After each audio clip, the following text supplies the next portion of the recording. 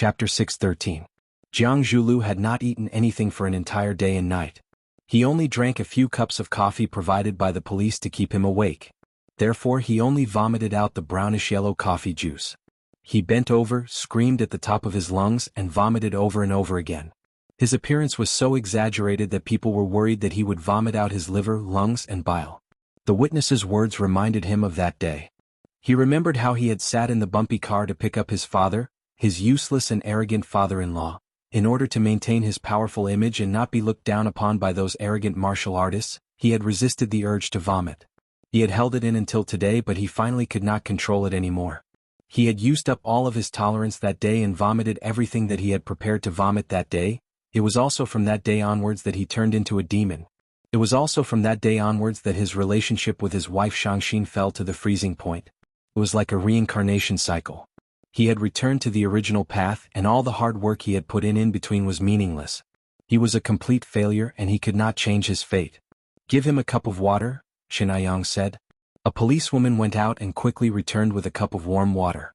Qinayang placed the cup in front of Jiang Zhulu and said, "Rinse your mouth with water." Jiang Zhulu picked up the cup of water and gulped it down. Then he placed the cup on the table and said, "I don't know him and I don't know what he is saying." The witness was furious and said, "Jiang Zhulu, I am the Eagle King. I am the driver who sent you to pick someone up that day. Do you remember who I am now?" "No, I don't know who you are," Jiang Zhulu denied. It was impossible for him to admit that he knew this man, even though he had recognized him at first sight. He looked at Qinayang with a sharp and sensitive gaze and said, "Take him away, I don't know him and I don't know what he is saying." "Jiang Zhulu, you are really stubborn. Do you think that you can just deny it? You definitely don't know that I'm equipped with the most advanced fly-eye electronic camera, right? Originally, I recorded the scene of you killing people to report to others, but I didn't expect to use it on you." "You?" Jiang Zhulu struggled to charge at the Eagle King. Just as his body moved, two strong men pounced on him and pinned him to the chair. "Cuff him," Qinayang said. Kacha, with a crisp sound, a steel shackle appeared on Jiang Zhulu's wrist. "You bastard!" Jiang Zhulu gritted his teeth and roared. He didn't expect to be destroyed by his own people. This was a betrayal to him. The Eagle King looked at him coldly and said, "If we were outside, I would have blown your head off with a single shot. In my eyes, you are just a pitiful ant." As if someone had poured a bucket of ice water on his head, Jiang Zhulu instantly became quiet. Since when did these thugs who only had brute force start to look down on him? When did this start? Remember, he was one of the 4 prodigies of Huaqing who was envied by countless people. How did he end up in such dire straits? Jiang Zhulu felt a wave of sadness in his heart. His vision darkened and he fainted. He felt his body sinking. It was a black hole that could swallow everything. Pa pa pa. It was a sound that could make one's imagination run wild. Lu Chaoga was sitting on a high chair in front of a floor-to-ceiling window, working. In front of her was an Apple laptop, her hands quickly typing on it. She was working on a feasibility plan. Chaoyan Technology was prepared to invest in their own cell phone research. Chaoyan Technology's core product was the Little Flame energy product. In the past, part of their products were supplied to the military, becoming an important part of increasing Wuxia's military strength.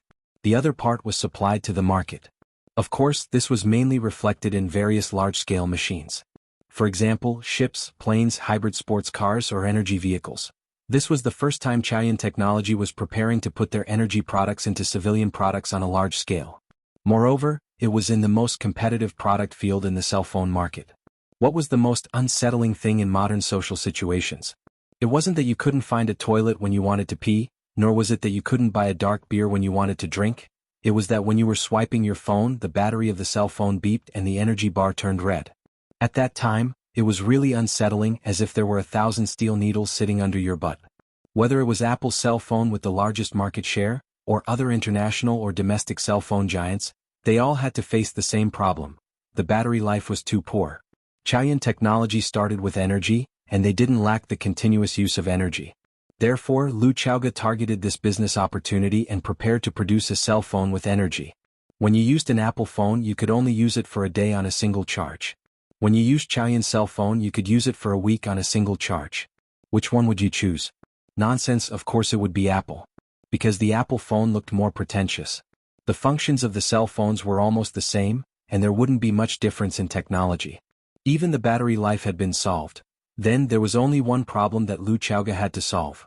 Could the phone produced by Chaoyan improve the user's pretentiousness? Now there were two plans. One was for Chaoyan to make his own cell phone and start all over again from the model to the internal configuration. The other plan was to acquire a second-rate cell phone company that already existed. He only needed to improve the quality of the hardware and software and install Chaoyan's energy battery. Lu Chaoga was busy with her work when she saw the gate of the courtyard open. Then she saw Fang Yan, the little man she hadn't seen for a while. Lu Xiaoga stopped what he was doing and walked outside. Fang Yan came back with Snake Lord. Seeing Lu Xiaoga waiting at the door, Fang Yan said with a smile, "I haven't heard you're cooking for a long time. I miss it." Lu Xiaoga nodded and said, "Are you hungry? I'll cook a bowl of noodles for you." Fang Yan shook his head and said, "I've already eaten before I came back." He pointed to Snake Lord, who was standing behind him and didn't dare to come forward, and said, "His name is Fang Wen and he's my friend." Fang Wen was the name Fang Yan had just given to Snake Lord. He wanted him to understand the principle of giving up something to gain. The reason why his surname was Fang was that Snake Lord wanted to cut off the past and separate himself from everything in the past. Therefore, Fang Yan asked him to follow his surname. Snake Lord himself was also very happy. Fang Wen said that he liked the name very much. "Hello." Lu Xiaoga took the initiative to reach out to Snake Lord. Snake Lord hid his hand behind his back, not daring to shake hands with Lu Xiaoga. In the past, when he still thought of himself as Snake Lord, he was careless, bloodthirsty, and didn't care about anything. But now it was different.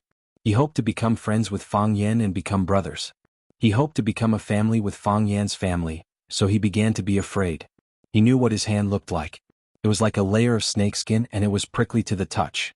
He was like a monster in a normal society, like a poisonous snake that could walk normally.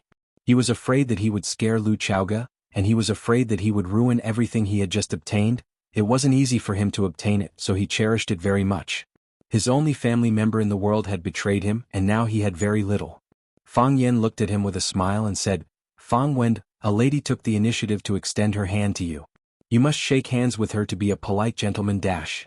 Gentleman dash. Snake Lord chewed on this strange name. He was a snake and he lived with poisonous snakes and beasts all day long. No one had ever taught him to be a gentleman. Even his dead master had never said such a word to him. No one thought that he could be a gentleman. "Try it," Fang Yan said with a smile. Beautiful women like gentlemen. Lu Xiaoga was quick-witted. She knew what kind of person he was when she saw Snake Lord's hiding eyes and his hand hidden in his sleeve. She took the initiative to take a step towards Snake Lord, and once again reached out her snow-white, slender hand and said, "Hello, I'm Lu Xiaoga, nice to meet you dash." The Snake Lord gulped a few times before he carefully took out his hand from his sleeve. He shook Lu Xiaoga's little hand and said, "I'm Fang Shida. I'm very happy. I'm also very happy to see you." Lu Xiaoga smiled and said, "Fang Yan's friend is also my friend. If you need any help, just tell me." "Okay. I don't need any help," Snake Lord stammered. It was the first time he held such a beautiful woman's hand, the first time he was so close to a goddess, and the first time he smelled something so good. What was that smell? Was it perfume? Or was it a woman's natural body fragrance? Lu Xiaoga smiled and looked at Fang Yan. She said meaningfully, "But Fang Yan said something wrong just now. Not all beautiful women like gentlemen and some like rascals." Snake Lord became anxious, and his forehead began to be covered in sweat. He hurriedly explained, "I'm not a rascal." Chapter 6:14. A man in love has 0 IQ. The Snake King fell in love again, but this time the object of his love was Fang Yan. He knew that he was strange, and he also knew that he was not very sociable. He was like a lone wolf. No, a lone snake walking in the crowd, but it was difficult to blend in with the crowd. He rarely looked at himself in the mirror, but in his heart, he knew that he was definitely not the type of handsome man that women would like, nor was he a man with a six-pack. If a man with no looks, no height, no penis, and no ability to live a good life wanted to win the favor of women, then he could only spend money. However, the Snake King did not have money. No one wanted to look at the Snake King's sharp triangular eyes, and no one wanted to look at his pitted face for a few minutes. Everyone's first reaction when they saw him was to quickly look away. He was a monster in people's eyes. Who would like a snake man? Fang Yan did not despise him and took him in when he was in the most pain and despair. Lu Xiaoga did not despise him either. Such a beautiful woman was like a fairy. When she looked at him, her expression was gentle, and her smile was without a trace of hypocrisy. The Snake King liked this family and he really wanted to integrate into it. Although he knew that it was a big wish, he really hoped that he could become a person that people liked. At least, he didn't want to be a person that people hated when they saw him. Just like how he once hoped that the orphanage's director, Fatso, would like him. Therefore, after Lu Xiaoga specifically explained that some beautiful women liked hooligans, his body tensed up for no reason, and his heart was also hanging high up in his throat. I'm not a gangster. He hoped that Lu Xiaoga could see him as a good person. At least, he was willing to be a good person in their hearts. Lu Xiaoga was stunned for a moment and then she laughed. Lu Xiaoga looked at the Snake King and said, I know you're not a gangster. How can you be a gangster? You can't even tell that a real gangster is a gangster. After thinking about it, Lu Xiaoga explained, I'm just kidding. Don't think too much.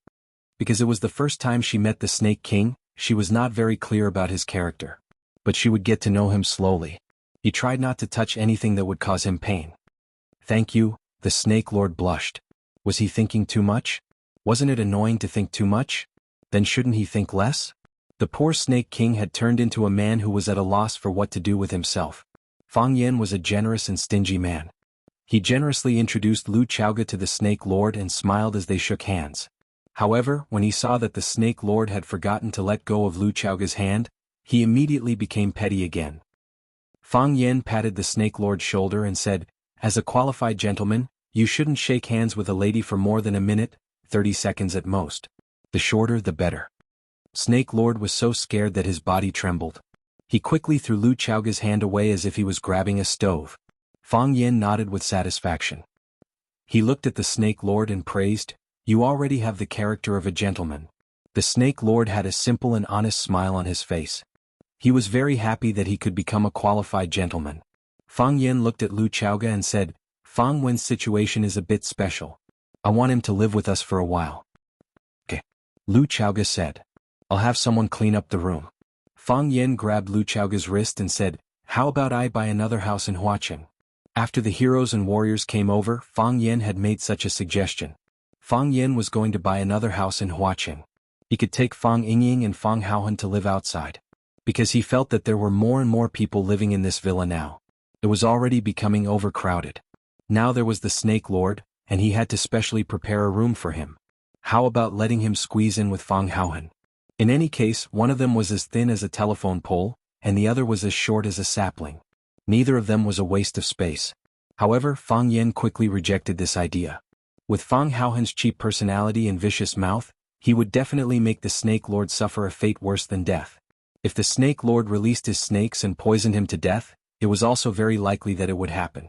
Fang Yan couldn't understand. He taught them fairness, justice, courage and never giving in. How did they all grow up to be like this? Could it be that he was not a qualified teacher? Lu Xiaoga was silent. She just looked at Fang Yan with pleading eyes. She didn't want Fang Yan to leave. She wasn't willing in the past and she wasn't willing now. If Fang Yan left, Fang Yingying and Fang Haohan would also leave. The Snake Lord who came today would also leave. In that case she would return to her previous life. She liked the feeling of living with Fang Yan very much. She liked to eat Fang Yan's cooking or cook for Fang Yan. Seeing the deep meaning in her eyes, Fang Yan's heart immediately softened. He let go of Lu Xiaoga's arm and said, Then prepare a room for me. Okay, I'll go right now. A charming smile appeared on Lu Xiaoga's face as she spoke softly. Lu Xiaoga ran upstairs with the nanny to get busy. Fang Yan looked at her back view and sighed softly. They couldn't possibly live together forever, right? You will stay here from now on. Fang Yan smiled and said, Jiang Shangxin was very busy. After Jiang Zhulu was arrested and sent to prison, she became the well-deserved leader of the Longtu group. In the past, she had also done business, helped her mother, and even started her own company. However, she had never thought that she would be in charge of an energy company with assets of tens of billions at such a young age. Furthermore, as the energy industry's performance in the global market became more and more eye-catching, the company's market value was also increasing at a speed visible to the naked eye. With Lily's cooperation, Jiang Shangxin quickly had a clear understanding of the company's situation. Those hardcore Jiang Zhulu supporters were purged, and those who were wavering were roped in. Those who were previously ostracized or oppressed by Jiang Zhulu were put in important positions by her. She constantly looked for people to talk to and frequently made phone calls. Orders were issued one after another and they received even more feedback. Ever since Jiang Shangxin came to the Longtu group and sent Jiang Zhulu away, she had not left until now. She and Lily were in a high-intensity work rhythm, but Fang Yingying was lying on the sofa in the living room, sleeping for 2 days and eating 6 boxed meals. Fang Yingying did not like to eat boxed meals, not because he felt that they were not delicious, but because the portion was too small. It would be gone after a few mouthfuls and he still had to ask for more. Fang Yingying was also a person who cared about his reputation. When he opened his mouth to ask for 4 boxed meals, his face would also burn up. "Chairman Wang, thank you for your hard work," Jiang Shangxin said with a smile. "This is what I should do." Wang Ming, the assistant chairman of the finance department, bowed slightly to Jiang Shangxin and replied with a smile. After the guests left, Jiang Shangxin lay on the sofa in the office, exhausted. At this point she did not even want to move a finger. Lily pushed the door open and asked Jiang Shangxin, "Miss Jiang, Chairman Jiang, do you want to eat anything?" "No need." Jiang Shangxin waved her hand. "Get someone to send me a bottle of champagne and a box of strawberries." "All right, Chairman Jiang." Lily turned around and left. When Jiang Shangxin closed her eyes and was about to take a nap, the tall wooden door of the office was pushed open again. With an apologetic look, Lily said, "Chairman Jiang, Mr. Jiang's mother, move aside." A stern woman's voice rang out. As she spoke, she gave Lily's body a heavy push, causing her to fall to the ground. With such a huge commotion happening right under her nose, Jiang Shangxin could not continue sleeping.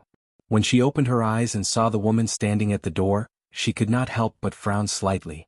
Jiang Zhulio's mother was also her mother-in-law, Ren Jin. Ren Jin stared at Jiang Shangxin with bloodshot eyes and shouted, "Jiang Shangxin, Jiang Zhulu has been arrested, and you still have the mood to lie in his office and sleep? Do you have any conscience? To think that I have treated you so well. Has your conscience been eaten by dogs?" Jiang Shangxin had originally thought that Ren Jin was a pitiful woman. However, after being scolded by her, she felt that she was a pitiful and hateful woman. Jiang Shangxin climbed up from the sofa gracefully and reached out to flatten the creases in her dress. Placing her hands together on her knees, she looked at Ren Jin, who was standing in front of her, and said, "If you are here to question my character, then I will have to disappoint you. This is the kind of person I am. So you can leave now." Jiang Shangxin you. Ren Jin did not expect Jiang Shangxin to be so resolute and almost choked to death by her words. After being stunned for a while, she said angrily, "Jiang Shangxin, there has been no news of Zhu Lu since he was taken away by the police. How can you not care about it? Even if there is a problem between the two of you, you should at least get the company's lawyer to check on it. I went to the police station to ask, but none of the lawyers in the company went to see Zhu Lu. What if he was tortured by them? Shangxin, quickly help Zhu Lu."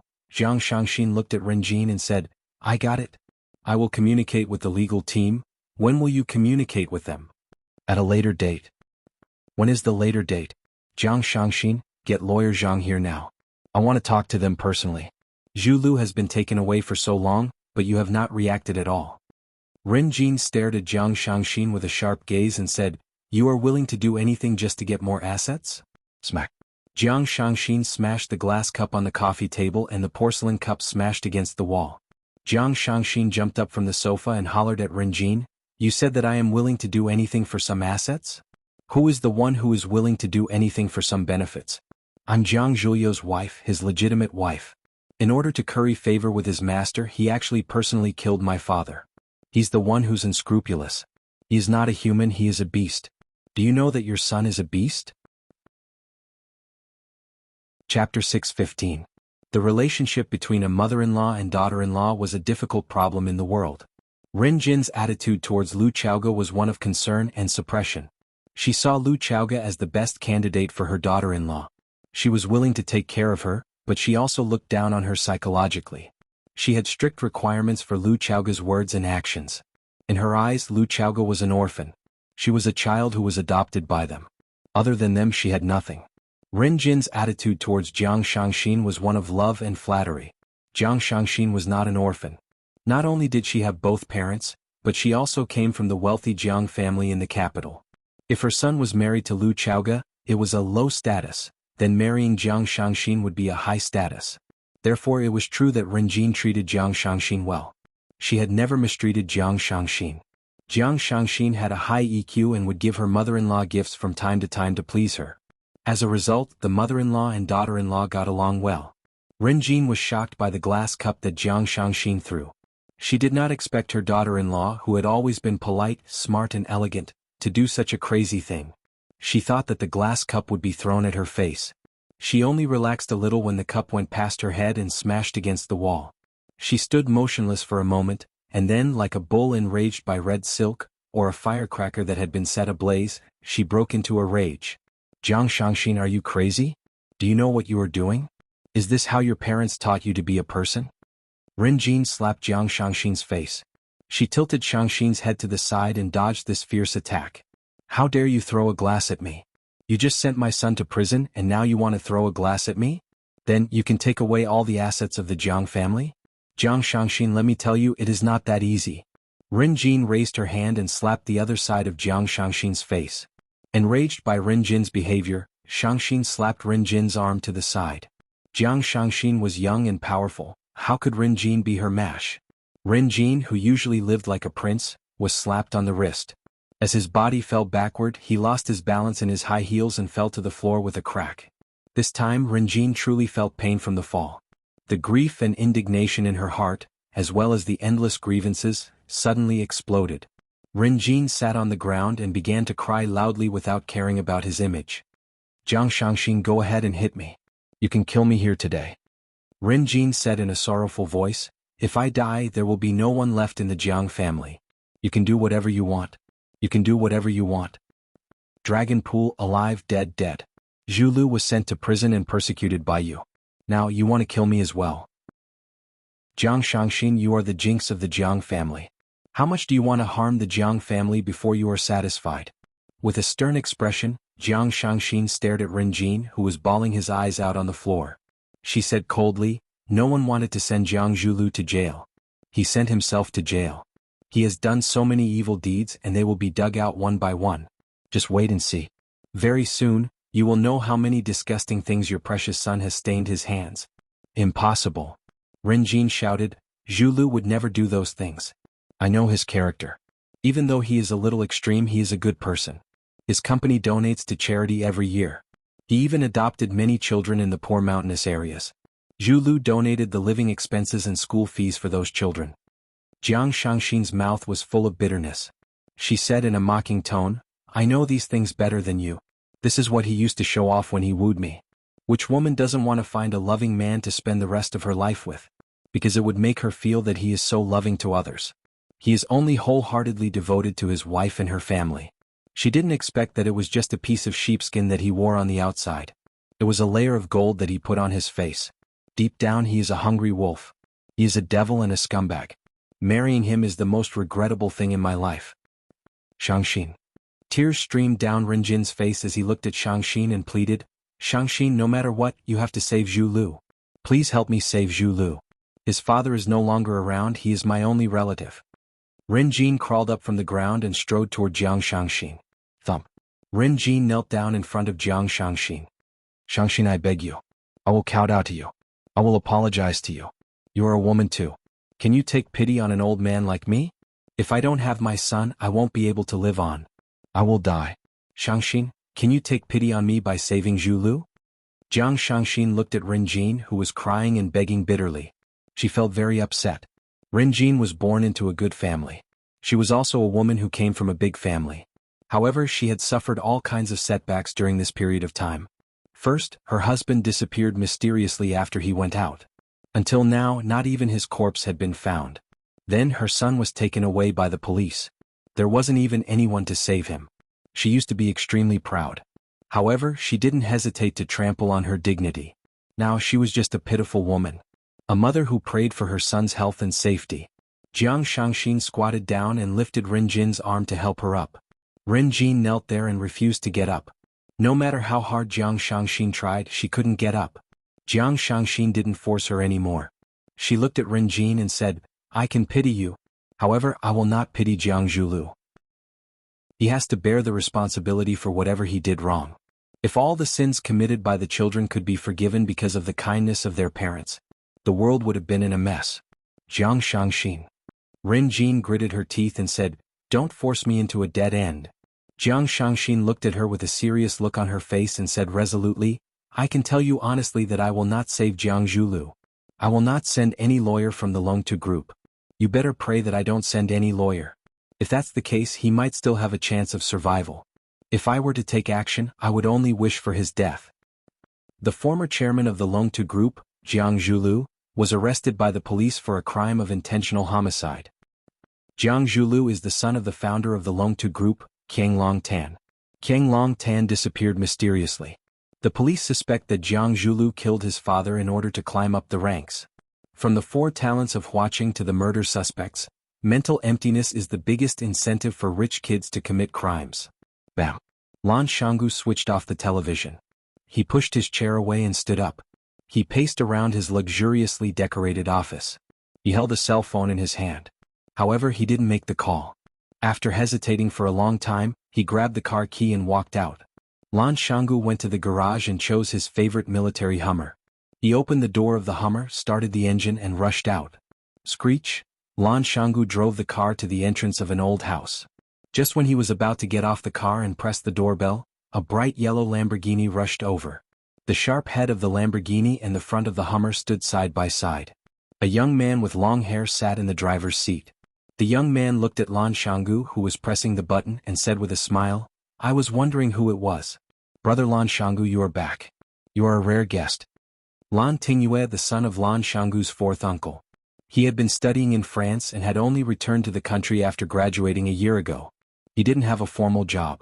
He drove his luxury car around watching every day, drinking and flirting with girls. From time to time he would do something out of the ordinary. Because he was the youngest boy in the Lan family, he had always been loved by everyone. As a result, he developed the habit of looking down on others and rarely putting them in his eyes. Ever since Lan Shanggu separated from the Lan family, he had never returned to the Lan family's old house. Lan Shanggu had only seen Lan Tingyue twice at the Blue Mountain Club. It was the first time that he happened to bump into him at his doorstep. Lan Shanggu smiled and said, "I came back to talk to Grandpa about something." "Talk about something? What is it?" Lan Shanggu smiled and said, "Kids shouldn't ask about this. Go back and rest early." Lan Tingyue sneered and said, "Lan Shanggu, if you still have a bit of backbone, hurry up and scram. Don't let me see you in the Lan family." "What?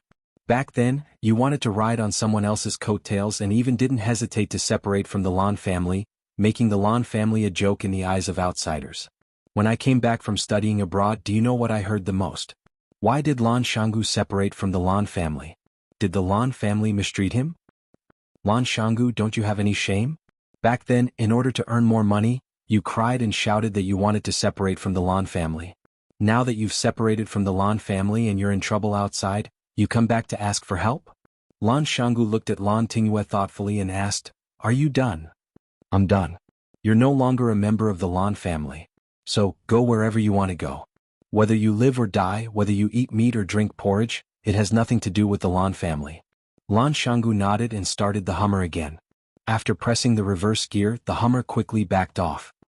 I used to say how powerful the Lan clan's Lan Shanggu was, but now it seems that it's just a spineless coward. Seeing that Lan Shanggu was reversing the car and preparing to leave, Lan Tingyue's heart swelled up infinitely as if he had just won a battle. The Hummer that was reversing suddenly accelerated.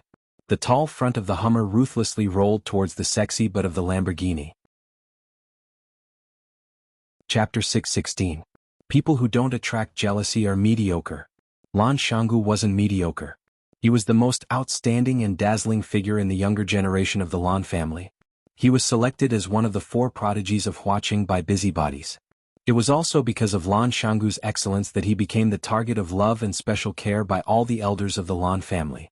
Whether it was the old man of the Lan family or the other elders of the Lan family, they all nurtured him as the successor of the Lan family. Unexpectedly, Lan Shanggu actually fell out with his family because of an investment. He didn't even hesitate to betray the Lan family. In the eyes of some people in the Lan family, his behavior was a betrayal. Big families naturally had their pride. No one had ever dared to take the initiative to propose a separation from the family. Lan Shanggu tore apart the Lan family for his own benefit. In the eyes of many people, he was a shameful traitor. When Lan Shanggu was doing well in the Lan family and monopolizing power, the younger generation in the family admired him. However, when he became a traitor and abandoned by the Lan family because of a stupid choice, the long-suppressed jealousy and hatred in the hearts of the younger generation in the family turned into a heavy hatred. It was like weeds in the spring field crazily popping out. Of course, there was a special reason why Lan Tingyue targeted Lan Shanggu.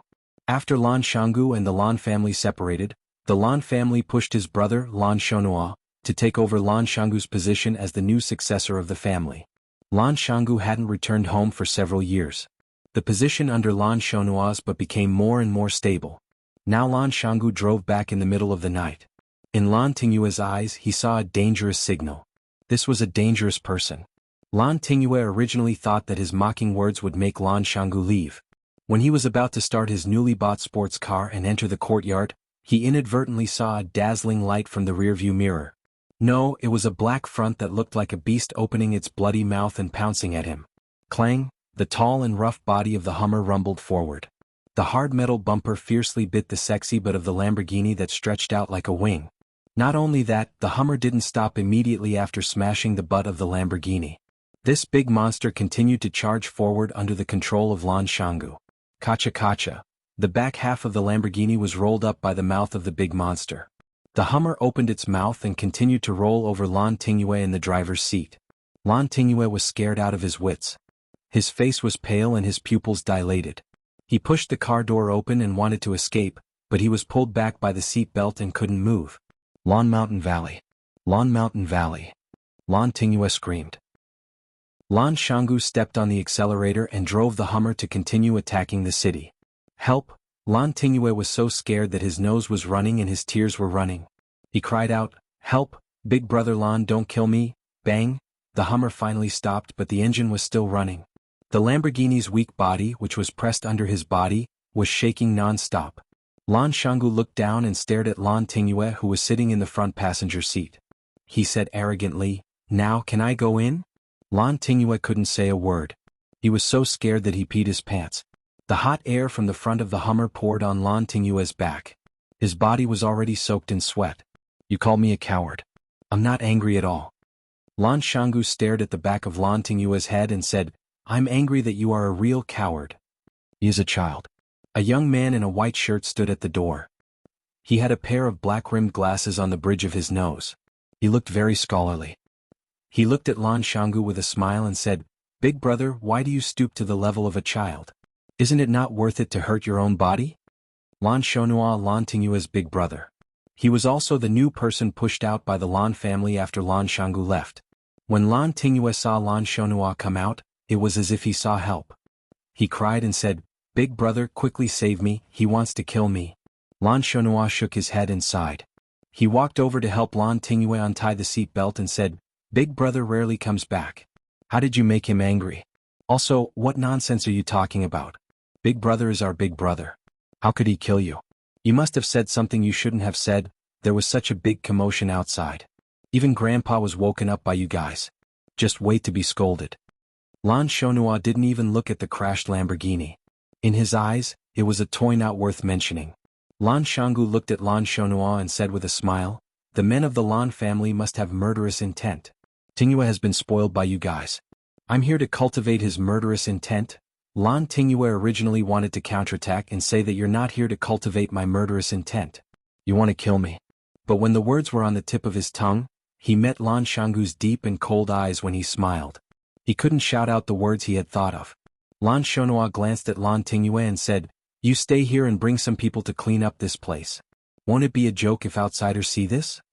He walked to the window of Lan Shanggu's car and said with a smile, "Big brother, Grandpa asked me to invite you in." Lan Shanggu nodded and said, "Let's go." After saying that, he drove the Hummer and took the lead to rush into the courtyard gate. Lan Shonhua stood where he was and looked at the square-shaped big man with a warm smile. "Brother," Lan Tingyue ran to Lan Shonhua's side and said angrily, "Why did you let him in? Didn't you also not stop him?" Lan Shonhua said with a smile. But Lan Tingyue seriously thought about it and realized that even his brother had no way to stop Lan Shanggu. Lan Shanggu's personality was arrogant and despotic. There was really no one in the younger generation who could suppress him. Even in his uncle's generation, there was no one who could suppress him. Otherwise, how could he be allowed to leave the Lan family? And even take away such a big piece of the cake? The old man of the Lan family had a habit of sleeping early. When he heard the commotion outside, he got up again. Winter was still far away.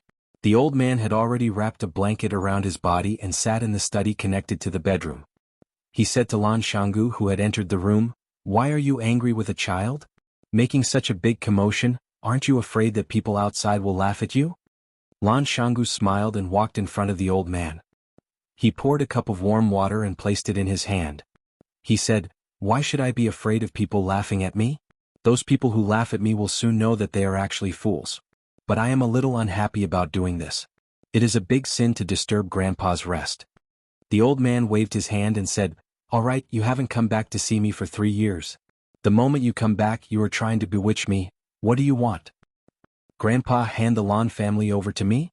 Lan Shanggu rubbed his hands and said with a serious face, "I promise that you will be able to manage the Lan family well. All the businesses will flourish and the family's rise will be just around the corner." The old man swallowed a mouthful of hot water with great difficulty.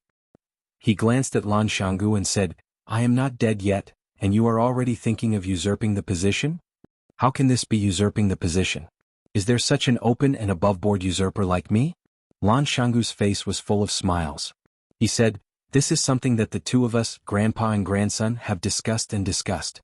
I made a very good suggestion to you, and you accepted my suggestion without hesitation and passed the position of the clan leader to me. If this matter succeeds, hey, the two of us will become a great story, after I die," the old man said while coughing. He looked very agitated. Lan Shanggu hurriedly ran over to massage the old man's back. He said, "I was just joking. You don't have to take it seriously, but you can't not take it seriously either. This matter is worth considering. After all, you know those children and grandchildren of yours. There are a few good ones among the sons, but among the grandchildren only I am outstanding. Lan Shonhua is a little too sissy. I have bullied his own brother to this extent, but he still doesn't dare to rush up and fight with me. Can such a person become the clan leader of the Lan family? You have been in the military your whole life. You can't let this kind of sissy ruin your foundation, right?" Old Master Lan started coughing again. He pointed at Lan Shanggu and scolded, "Is this how you evaluate your brother?" "I am just speaking the truth." Lan Shanggu was worried that he had angered Old Master Lan to death, so he really didn't dare to spout nonsense. "Grandpa, since you are not willing to hand the Lan family over to me, then you have to give me some compensation. Withdraw the Lan family's shares in the Longtu group, right?" Old Master Lan stopped coughing and stared at Lan Shanggu with a piercing gaze. He asked, "Did that fellow with the surname Fang ask you to look for me? I didn't expect this. I really didn't expect this. That little loach has really grown up and actually has the position of authority in this watching. You won the bet and came back to flaunt your strength?" "He didn't ask me to come." Lan Shanggu sat down in front of Old Master Lan again and said, "Jiang Junling has disappeared and Jiang Zhulu has been arrested and imprisoned. Who is the person in control of the Longtu group now? It's Jiang Shangxin, Jiang Zhulio's wife. You must have known long ago, right? Jiang Shangxin has become Fang Yan's woman since a long time ago." Old Master Lan's eyes widened and he said angrily, "The two of them got together? Disgraced, truly disgraced. These people can do anything shameless." The elderly valued the relationship between a man and a woman the most. From his point of view, Fang Yan was worse than a beast for getting together with someone else's wife. Lan Shanggu stared at Old Master Lan with his eyes wide open and didn't know whether to laugh or cry. He said, "Old Master, aren't you a little too open-minded? I only said that Jiang Shangxin has become Fang Yan's woman. I didn't say that she has become Fang Yan's woman." Chapter 617. What was the difference between his men and his women? Lu Shu was Fang Yan's man, Lan Shanggu was Fang Yan's man, Du Qing was Fang Yan's man, and Jiang Shangxin was Fang Yan's man. They were comrades in arms and alliance. They were like grasshoppers on a boat. However, his women had another meaning. Lu Chaoga was his woman? The little princess of the Qin clan was also his woman? Although Old Master Lan was old, he was still very clear about this. He looked at Langu Valley and asked, "Busybodies have named you kids as the 4 prodigies of Huaqing. Even though it's a little childish, it still represents the 4 most powerful clans in Huaqing.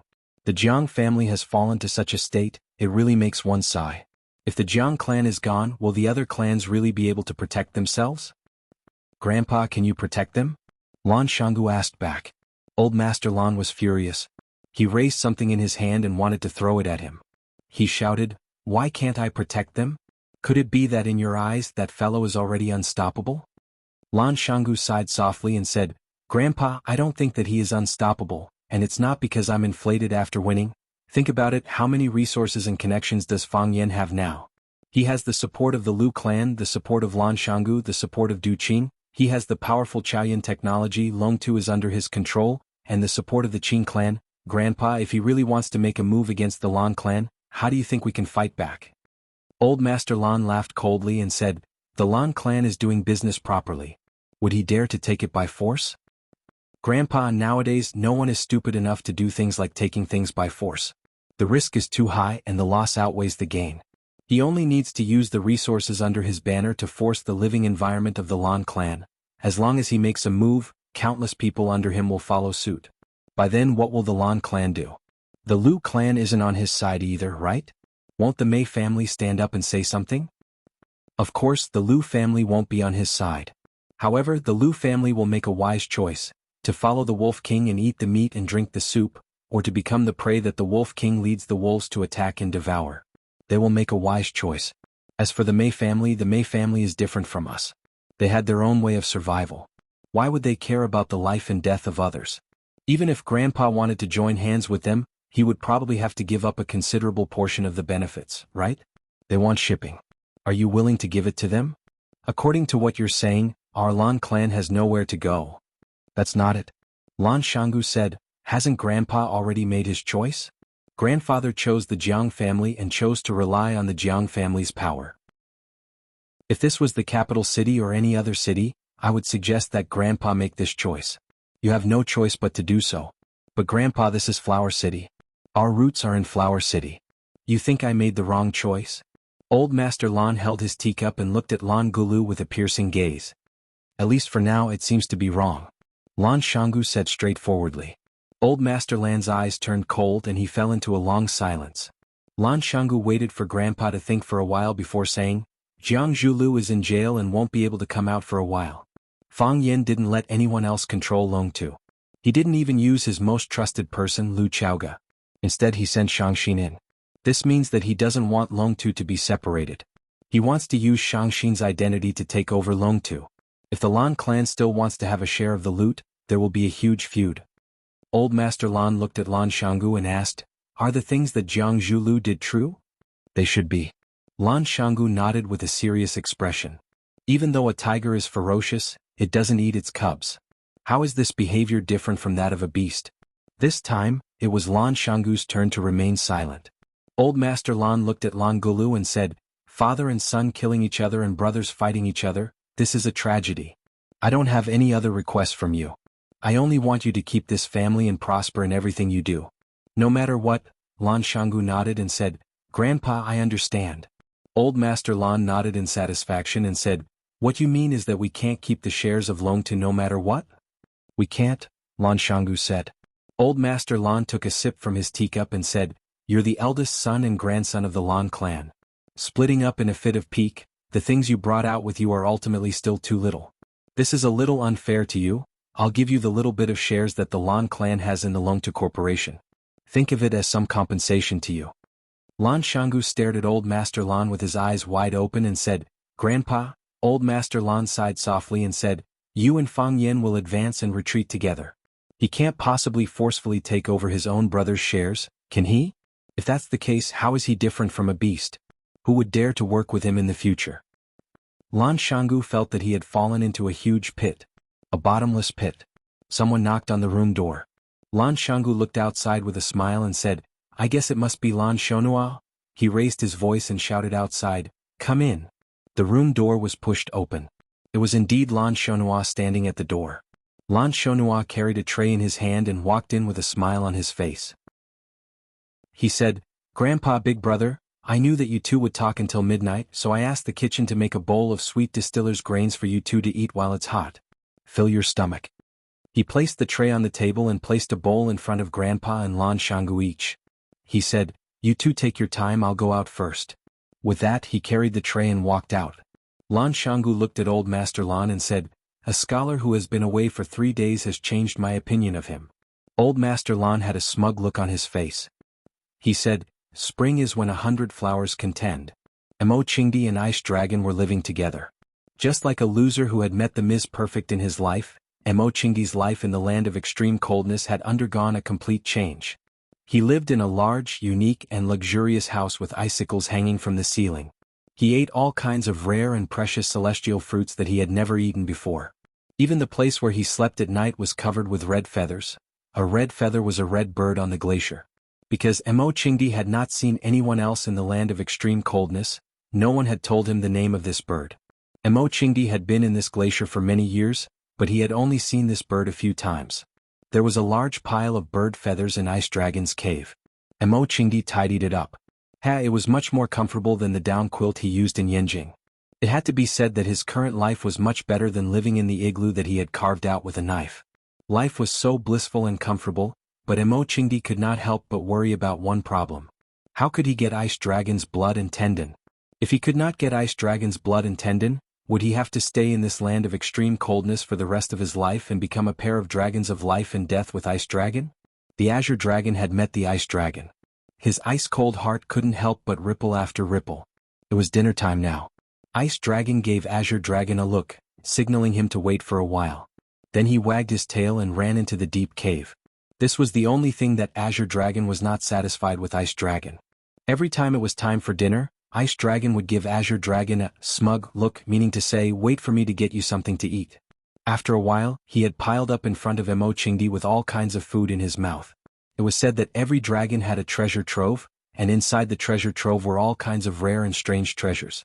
There was one time when Mo Qingdi wanted to go in with it to have a look, but the little transparent dog just stood there, not moving an inch.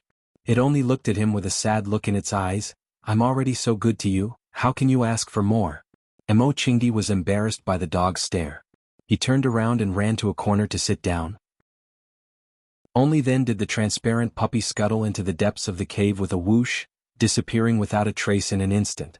Ice Dragon was very fast. He did not have to wait too long before he came back with a big pile of food in front of Mo Qingdi.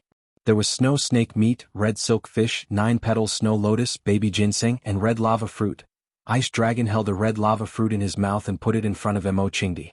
Then he rolled his tongue into a baby ginseng and chewed it.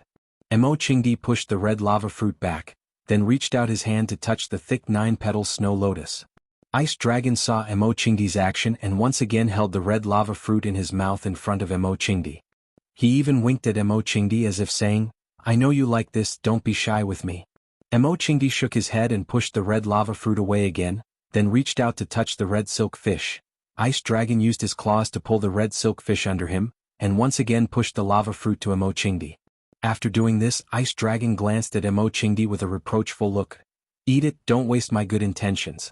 Mo Qingdi looked at Ice Dragon and said awkwardly, "Can we change it?" Ever since Mo Qingdi ate the lava fruit on the first day he came to the Ice Dragon's lair as a guest and expressed high praise for the food, the Ice Dragon would push a lava fruit in front of Mo Qingdi every time it was time to eat. For the first few days, Mo Qingdi enjoyed the food quite a lot. The meat was crispy and juicy, and it was a rare and precious fruit in the world.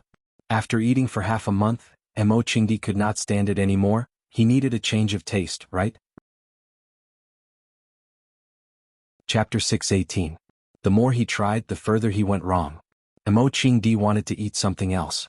He wanted to eat a ginseng, a snow lotus, a red silk fish, or even a snow snake. After eating lava fruits for more than 10 days and 30 meals, Mo Qingdi even began to miss the disgusting and nauseous flame rats he used to eat. However, Ice Dragon could not understand Mo Qingdi's thoughts. The first time it met Mo Qingdi, the image of Mo Qingdi's eyes shining when he saw the lava fruit in its mouth was still engraved in its mind. Later on, whenever it placed the lava fruit in front of Mo Qingdi, he would eat it cleanly with a face full of joy and delight, not even spitting out the core of the fruit. Only the dragon race would be so extravagant as to think that it was necessary to spit out the core of the lava fruit after eating it. In this world of ice and snow where not even a blade of grass grew, it was an extravagant hope to see a small flower or grass. To encounter such a rare fruit was a great blessing.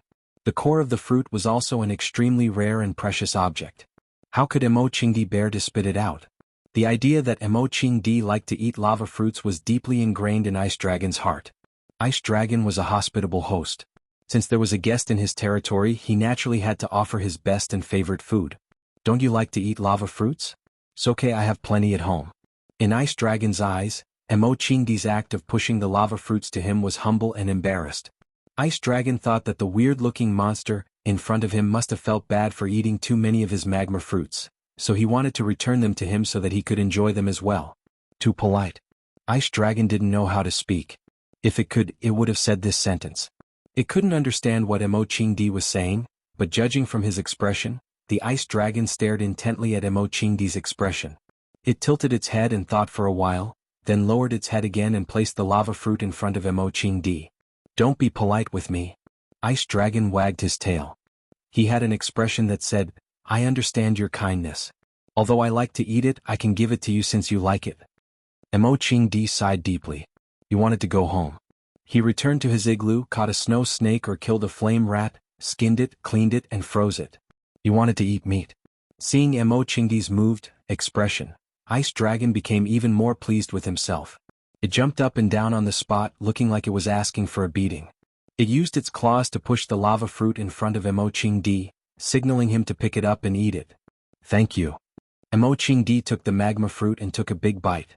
His mouth was full of juice, but he still felt that there was a bird in his mouth. If only there was a bird in his mouth. The Ice Dragon also began to eat. As usual, it ate the baby ginseng, the snow lotus with 9 petals, the red silkfish and the snow snake. Feeling that it was still not full, it ran to its mouth and grabbed a few snow-like objects that Mo Qingdi had never seen before. It chewed on them with a loud crunching sound. Ice Dragon ate very quickly. After finishing the pile of heaven and earth treasures, Mo Qingdi had only eaten half of a lava fruit. Ice Dragon looked at Mo Qingdi with a face full of blame. Why are you eating so slowly? Look at how good I am. After Mo Qingdi had finished eating the lava fruit, he washed his hands and face with the icy water in the cave pool. Then he began to practice his martial arts. Mo Qingdi had to practice. First, it was to resist the bitter cold so that his body could always be at its healthiest. In this extremely cold place, there were no doctors and probably no other human beings. If his body became weak or he noticed some other symptoms, then only death awaited him. In addition, Mo Qingdi was also digesting the energy that the lava fruit gave him. Mo Qingdi did not know where this lava fruit came from, and he had never even seen a tree with this fruit. However, he could feel that this fruit was very beneficial to his body. The lava fruit was fiery red in color, sweet and juicy, and it felt cool and delicious when eaten. But when the fruit entered his stomach, it began to emit a strange heat.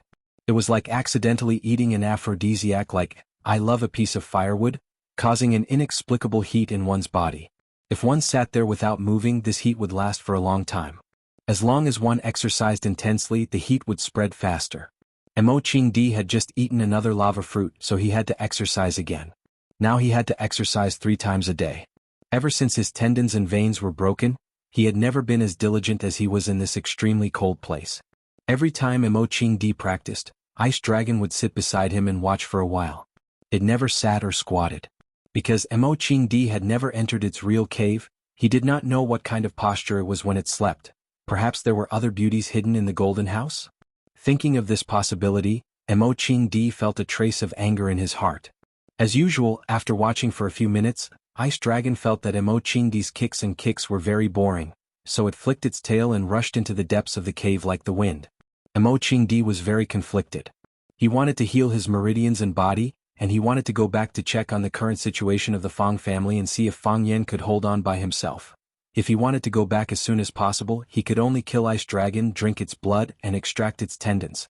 However, if he did that, how could he be worthy of its life-saving grace? How could he be worthy of its deep friendship for treating him with good food and drinks every day? It was hard to advance, hard to retreat. He was in a dilemma. Just as Mo Qingdi was lost in his thoughts, the sound of screams and howls suddenly came from the outside. As Mo Qingdi listened attentively, a gust of wind blew past him. The transparent puppy had already run out to watch the commotion. This dog. Ever since Fang Yan brought Jiang Shangxin to the Chao Yan Underground Research Institute, she had settled down there. Even though Jiang Zhulu had been taken away by the police and most of the threats to her safety had been removed, she still had no intention of leaving. That place gave her an inexplicable sense of security. Of course, it was indeed very safe there. This was the first time that Jiang Shangxin had come to this neighborhood, and she felt that it was necessary for her to pay a visit to this legendary woman, Lu Chaoga. Her story had become a compulsory subject for the students of various business schools, and her photos and interviews frequently appeared in domestic and international financial magazines. Goddess of flame, sexiest CEO, most intelligent woman, #1 on the charity rankings for 3 consecutive years, the actual controller of Chaoyan Science and Technology, and the mysterious woman behind Fang Yan, she was dazzling and full of honors. Jiang Shangxin was a proud woman. However, even such a proud woman like her would be jealous of Lu Xiaoge. This woman had lost a lot, but she had gained even more. Before knowing her story, it was hard to imagine how a woman could live such a rich and colorful life. Jiang Shangxin suddenly had this thought, and she couldn't suppress it after it appeared in her mind. Let's go and see Lu Xiaoge. Why do I want to see her? Jiang Shangxin thought to herself. Firstly, it was to thank her for being willing to provide her with a place to stay when she was in the most difficult and dangerous situation. Jiang Shangxin was very clear that if it wasn't for Lu Xiaoge's permission, Fang Yan wouldn't have been able to bring her to such an important place like Chaoyan Underground Research Institute. Although Fang Yan had a lot of say in Chaoyan Science and Technology, Lu Xiaoge was the real owner of Chaoyan.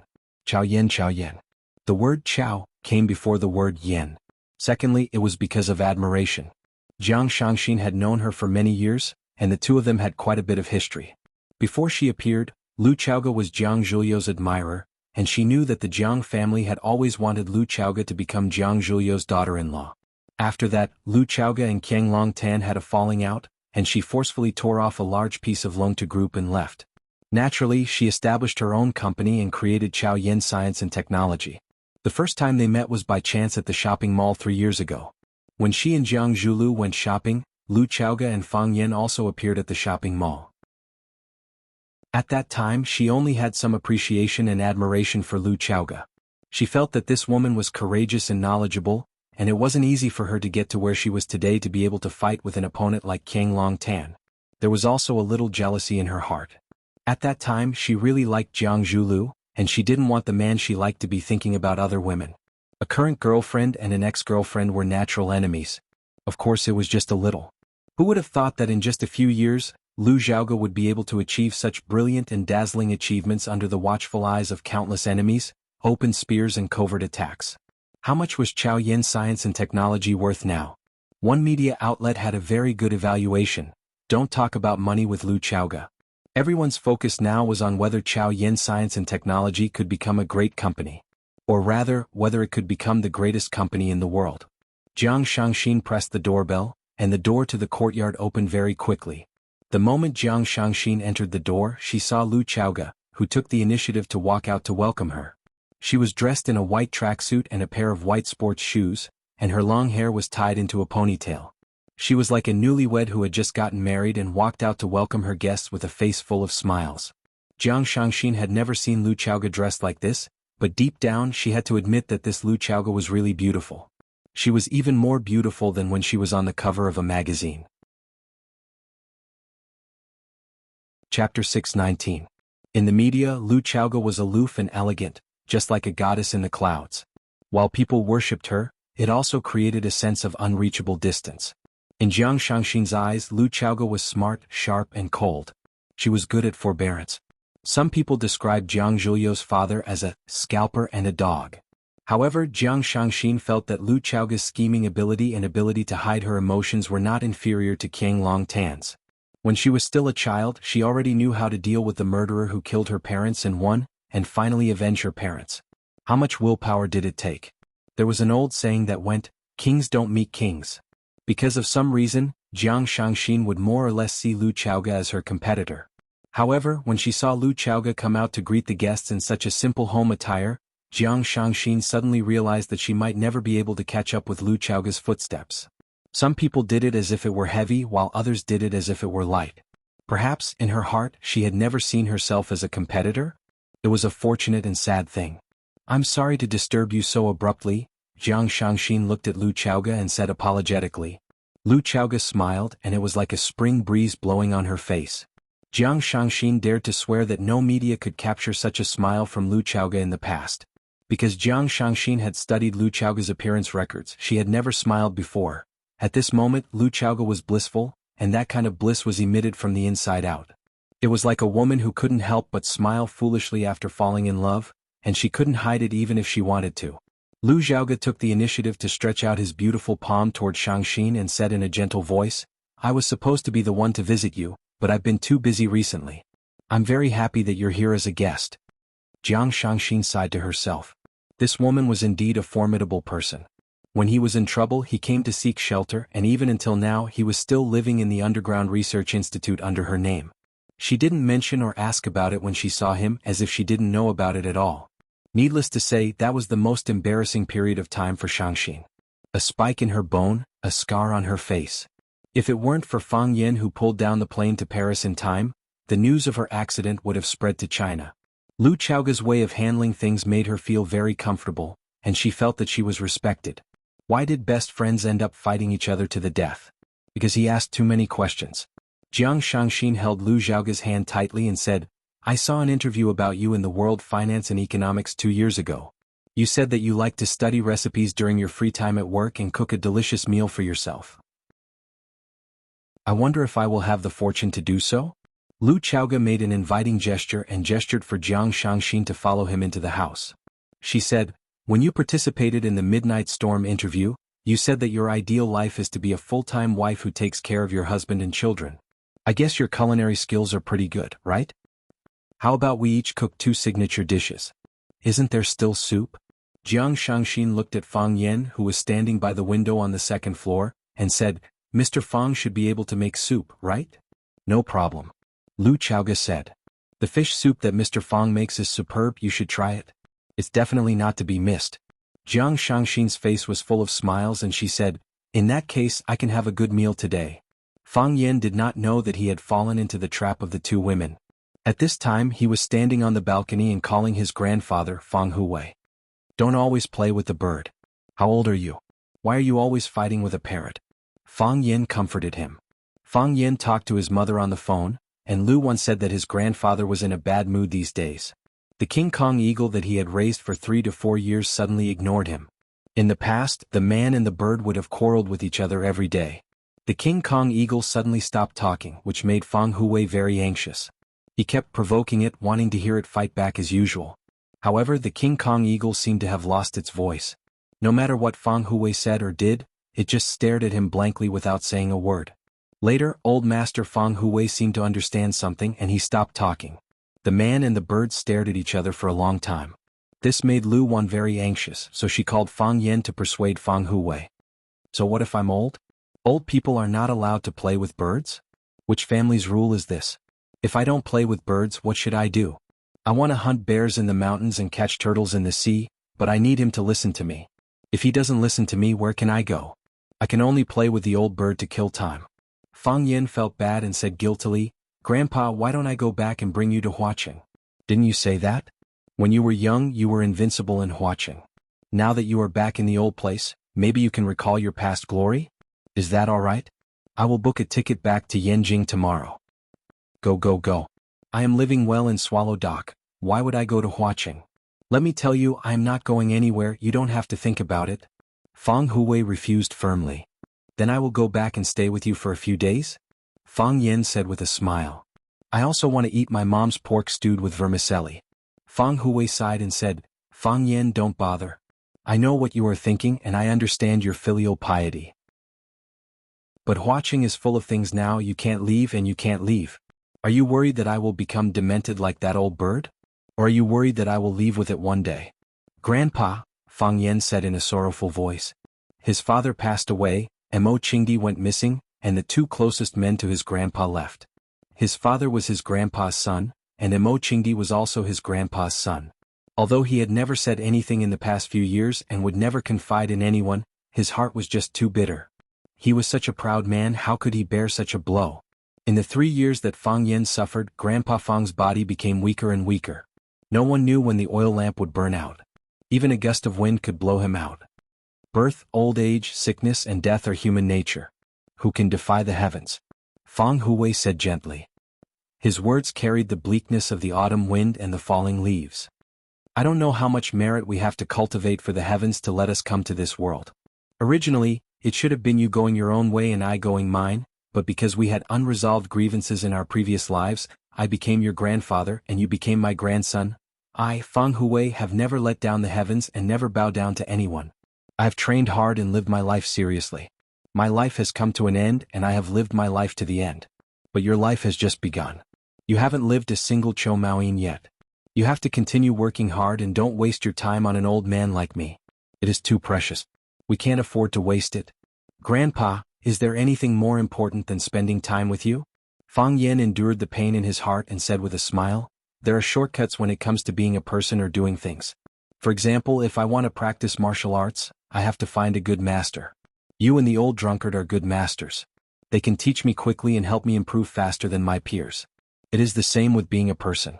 If I want to live a single Cho Maoyin, I will stay by your side and listen to you tell me about the ups and downs of life. I like the stories you tell me and they contain profound philosophy. After listening to you for 30 to 50 years, maybe I will become the smartest person in the world. Fang Hui was amused by Fang Yan's words. He laughed and scolded, Bullsh*T. How many stories do I have to tell you for 30 to 50 years? At that time, I will be more than 100 years old, and you will be 70 or 80 years old.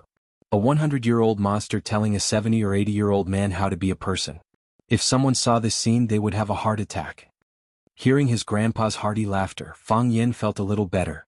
He said, if someone saw this scene, they would definitely think of us as immortals. I am an old immortal and you are an old immortal. I will give you 2 roasted chickens and a pot of plum wine. We can even have a drink. You're just making things up, kid? Fang Hui said with a smile. After a pause, old Master Fang said in a deep voice, I went to see Master 2 days ago. I will go to Master and ask for justice for you. What did Master say? Fang Yan's heart sank as he asked aloud. Bai Xiu was Master's student. Bai Xiu and Jiang Junling had planned that fatal trap, but in the end, Fang Yan had counterattacked and stabbed Bai Xiu to death.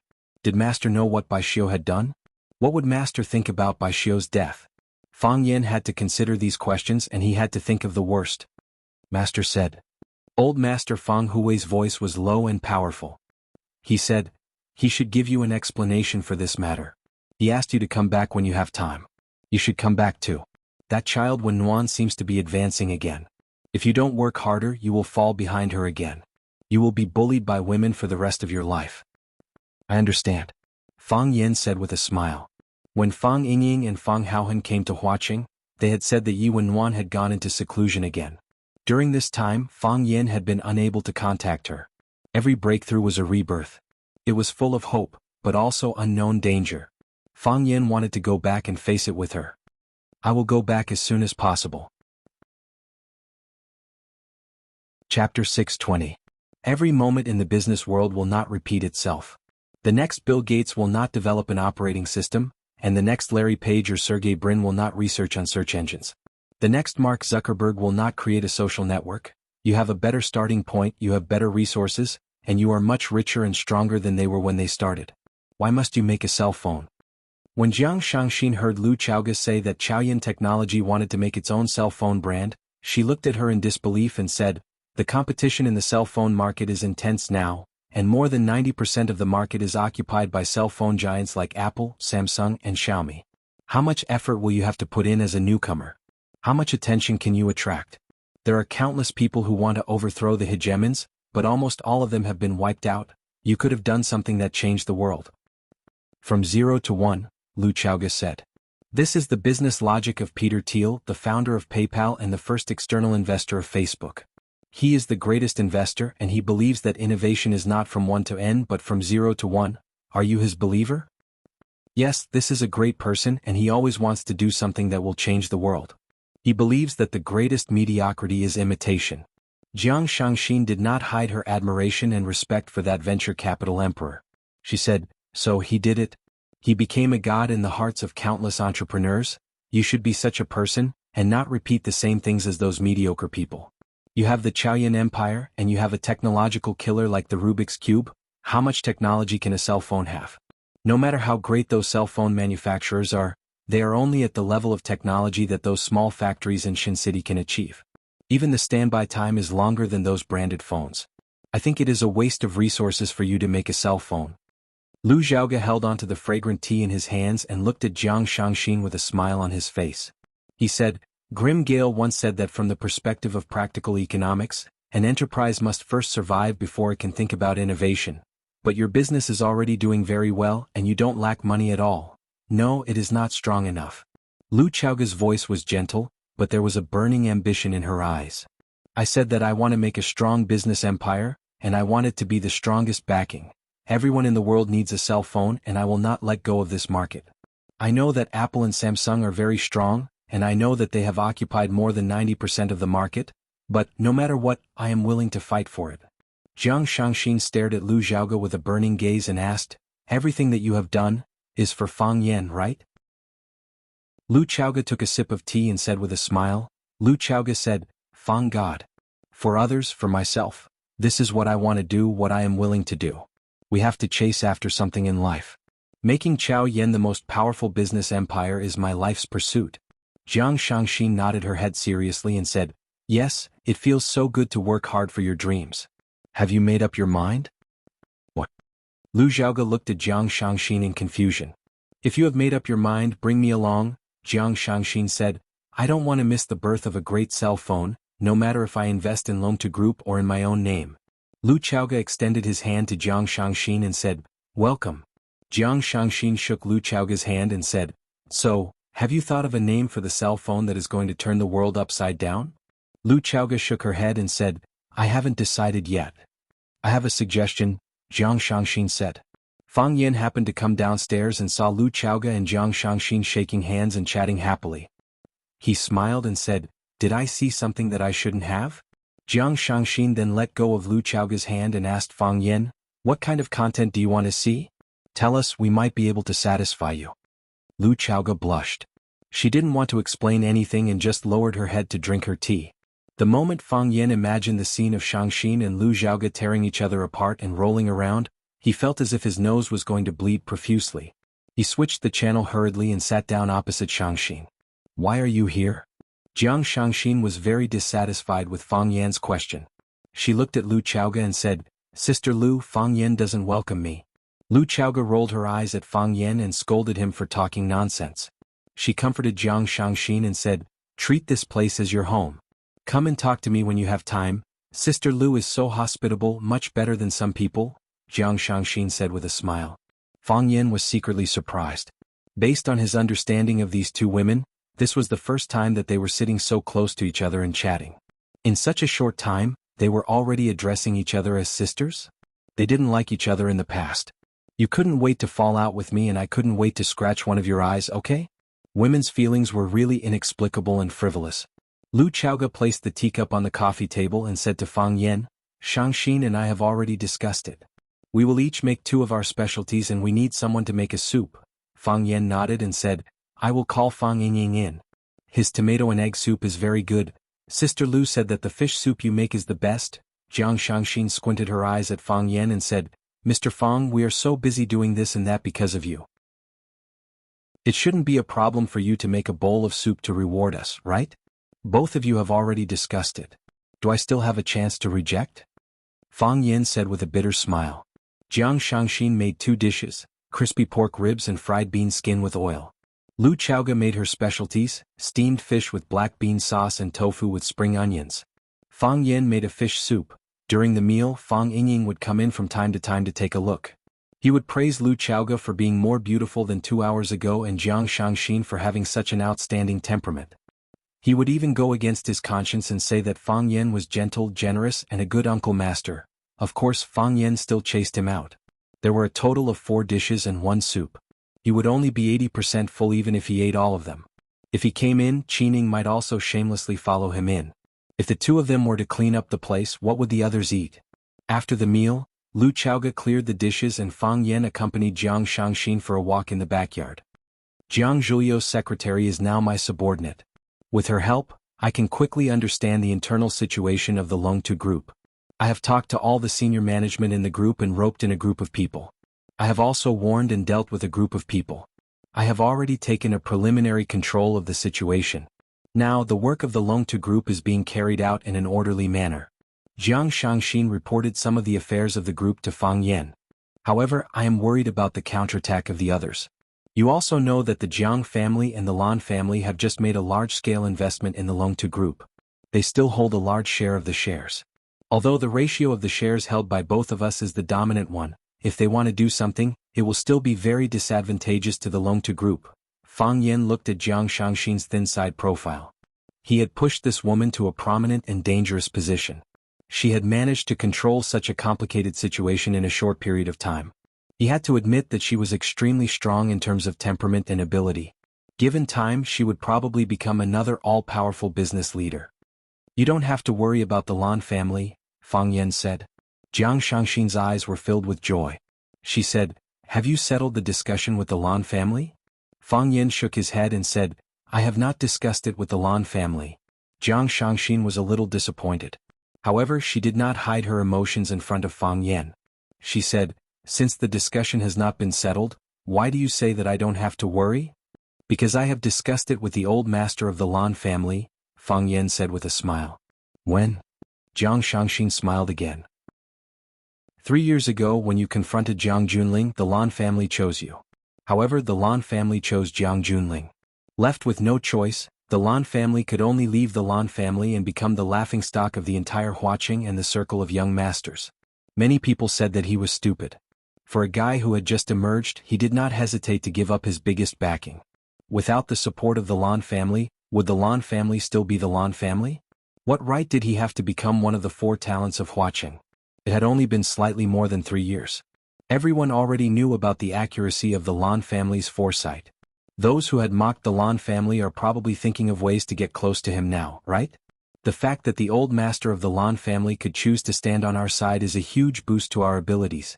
The Jiang family can't hold the fort alone. The Longtu group is no longer at risk. I have not met the old master of the Lan family before. Fang Yan said, however, since we can address him as the old master, it proves that he is a wise old man. If I were him, the best way to get out of this situation now would be to transfer all the shares of the Longtu group that the Lan family holds to the Lan family. In this way, not only will they not lose their face, but they will also be able to preserve their reputation. Most importantly, he has given me a difficult problem that I have to solve. Jiang Shangxin's eyes flickered. She said, he is a schemer. In this case, are you going to accept the shares of the Lan family? Chapter 621. If you were me, what would you do? Fang Yan asked. If you accept it, it will definitely make Lanshan Valley feel disgusted. After all, he was the one who stood on your side from the beginning. If you don't accept it, these shares will fall into the hands of Lanshan Valley, which is no different from still being in the hands of the Lan family. If the Lan family makes use of this to create trouble, it won't be a good thing for Longtu, you and me. It's a dilemma. Jiang Shangxin analyzed and said. Fang Yan squinted his eyes and smiled. He said, actually, it's not that difficult. You already have an answer in your heart? I believe in him, Fang Yan said. Lanshan Valley is Lanshan Valley. Even if he returns to the Lan family in the future, he will still be Lanshan Valley and my friend. Jiang Shangxin's eyes lit up and she said, you're not worried at all. I prefer to turn my worry into confidence in them. Fang Yan smiled and said, this world is full of darkness, but we still have to choose some people to believe in. What about me? Jiang Shangxin asked. Am I someone you trust? Of course, Fang Yan said. Otherwise, why would I still let you stay in Chaoyan's Underground Research Institute until now? You should know what that place means to me in Chaoyan. It's far more important than me pushing you to the front desk of Longtu Group. I understand. Jiang Shangxin nodded solemnly. Fang Yan, although you never mention it and Lu Chaoga is also unwilling to mention it, no one knows better than me that my life was saved by you. You can't imagine how depressed and desperate I was when I went through all that when Jiang Zhulu bit my finger. Thank you. Fang Yan waved his hand in embarrassment and said, actually, I wanted to make use of you when I saved you, of course. In a world like this where everyone is so busy, who would suddenly treat someone so well if they had no desires? Jiang Shangxin said with a smile. Moreover, you won by being honest. I'm really not a good person, Fang Yan said. But I'm not a bad person. You are my benefactor, Jiang Shangxin said. That's enough. Women's understanding of good and bad is very vague. What they care more about is, to her, what kind of person you are. Fang Yan nodded and said, is there any news about your mother? I'm still waiting, Jiang Shangxin said. Without the protection and help of the general family, I'm just a weak and pitiful woman. What can I do? I've talked to Du Qinggo. He's already sent people out to search. If there's any news, he'll contact me immediately. Don't worry, it'll be fine. Jiang Shangxin looked at Fang Yan with a face full of gratitude and said, Fang Yan, thank you. She is my only family. Don't worry, we'll save her, Fang Yan said with a serious expression. Jiang Shangxin looked at Fang Yan's clear and sincere eyes at this moment and said, "I've always wanted to repay you, but I don't know how to do it." "Maybe you don't need anything now. But when you need something you must think of me first." Fang Yan smiled, turned around and shouted, "Fang Yingying, come out." Fang Yingying walked out from behind the dense bushes and said awkwardly, "Junior Marshal Uncle, I didn't mean to eavesdrop on your conversation. You heard it by accident, right?" Yes, that's right." Fang Yingying nodded his head vigorously. Fang Yan couldn't be bothered to argue with this rascal and said, "Send Miss Jiang to Chaoyan Research Institute." "No problem." Fang Yingying nodded his head and agreed. This was the brightest moment, but it was also the most dangerous moment. Fang Yan heard that Jiang Zhulio's mother had gone to look for Jiang Shangxin and even said some threatening words. He didn't want anything to happen to Jiang Shangxin, as it would ruin his overall plan. No one was more suitable than Jiang Shangxin to help him control the Longtu group. Even Lu Chaoga wasn't as legitimate as her. "Fang Yan, the fish soup you make is very delicious," Jiang Shangxin said. "I'll come and try your cooking when I have time." "Just once or twice a year." Fang Yan said, "I don't usually cook." "Sister Lu said that you cook often." Seeing that Fang Yingying had driven Jiang Shangxin away, Fang Yan returned to the living room and saw that Lu Chaoga was washing the dishes in the kitchen. Fang Yan rolled up his sleeves and said, "Let me do it." "A woman's hands are delicate, it won't look good if they get hurt by the detergent." Lu Chaoga rejected him and said, "I'm wearing gloves, it's fine." "You agreed to make a cell phone with her?" Fang Yan looked at Lu Chaoga and asked. "Since she wants to join us?" Lu Chaoga turned to look at Fang Yan and said, "Why should we reject her? She is a capable woman, she can help you. Most importantly, I can tell that she really wants to help you. Otherwise, she wouldn't have offered to make a cell phone with me. You trust her?" "I trust you more." Lu Chaoga said, "I believe that she won't betray you after you did so much for her. Which woman can bear such kindness?" Fang Yan sighed softly and said, "Li Yun's whereabouts are unknown, she is ultimately a threat to us. If they're using her as a card, then let's just wait for them to show their hand," Lu Chaoga said. "Compared to a dead person, it's more meaningful to keep her alive." "That's right," Fang Yan agreed. "There are too many temptations in this world, let's see who can last until the end." Mo Qingdi found that he was surrounded. He was surrounded together with the transparent puppy. Standing in front of them was a group of ferocious white animals. They were the rulers of this land of extreme cold, the snow wolves. Snow wolves are pack animals, they eat and sleep together, they come and go like the wind. Not to mention, no matter if their prey was one or a group, they would always fight together. A bit like humans' shameless style of fighting against a group of them or a group of them. Because of their numbers as well as their ferocious nature, no one on this land of glaciers, no, not even animals, are willing to fight against them. Mo Qingdi met them once in the White Sea, when they were tearing apart an ice bear. Their strong bodies, running speed, and ferociousness in battle left a deep impression on Mo Qingdi. Mo Qingdi used the hermit breath technique to seal his breath and buried his entire body in the deep snow to avoid a direct confrontation with them. Mo Qingdi didn't like eating wolf meat, and he didn't like being eaten by wolves even more. However, he didn't expect that after hiding in this cave, he would still be found by this group of glacier gangsters. Their target is, the transparent puppy? I can't let them eat the ice dragon, Mo Qingdi thought. Even he couldn't bear to eat it, how could he let a group of wolves eat it? With that thought in mind, Mo Qingdi took 2 steps forward. He used his huge body to block in front of the transparent puppy, and looked straight into the wolf lord's crimson eyes. Mo Qingdi's fists were clenched tightly as he pondered over the method and direction of his attack. In the middle of the pack of wolves stood an extremely tall and big snow wolf. Its white fur was longer and its eyes were redder, as if its pupils were filled with blood. Mo Qingdi thought, I'll start with it in a moment. He understood the habits of these animals, they bullied the weak and feared the strong. If he killed the wolf lord first, they would probably scatter in disarray. Mo Qingdi missed his spear a little. If only he could drag it along when he ran for his life during the earthquake. With a spear in hand, the world is mine. Now that he didn't have a spear, his prestige as a man was also weakened. Just as Mo Qingdi was thinking about this, the wolf lord's eyes were also fixed on Mo Qingdi. After glancing at Mo Qingdi, it actually moved its eyes away. Mo Qingdi was no match for it. The transparent puppy was very dissatisfied with Mo Qingdi's reaction. Its little feet stepped on the solid ice and it trotted in front of Mo Qingdi. Mo Qingdi was afraid that the transparent puppy would have some mishap. If it was eaten by these wolves, then he wouldn't have to hesitate about whether or not to eat the transparent puppy. At that time he wouldn't even have the chance to hesitate. Mo Qingdi had to protect the transparent puppy from harm. So, Mo Qingdi once again stood in front of the transparent puppy. This time the transparent puppy was angry. It bared its teeth and used its head to gently nudge Mo Qingdi's buttocks. After that it once again rushed in front of Mo Qingdi. Because this man and dog were constantly trying to stand up for each other, they were getting closer and closer to the position of the wolf pack. Just as Mo Qingdi was wondering if standing in front of the transparent puppy again would arouse its strong resentment and prevent it from giving him food again, the transparent puppy moved. It actually took the initiative to attack the wolf lord in the middle of the pack. Its body leaped up, and as if there was wind under its feet, it floated in front of the wolf lord. The wolf lord's eyes became even redder. Its body crouched down and then like a cannonball, it rushed toward the transparent puppy.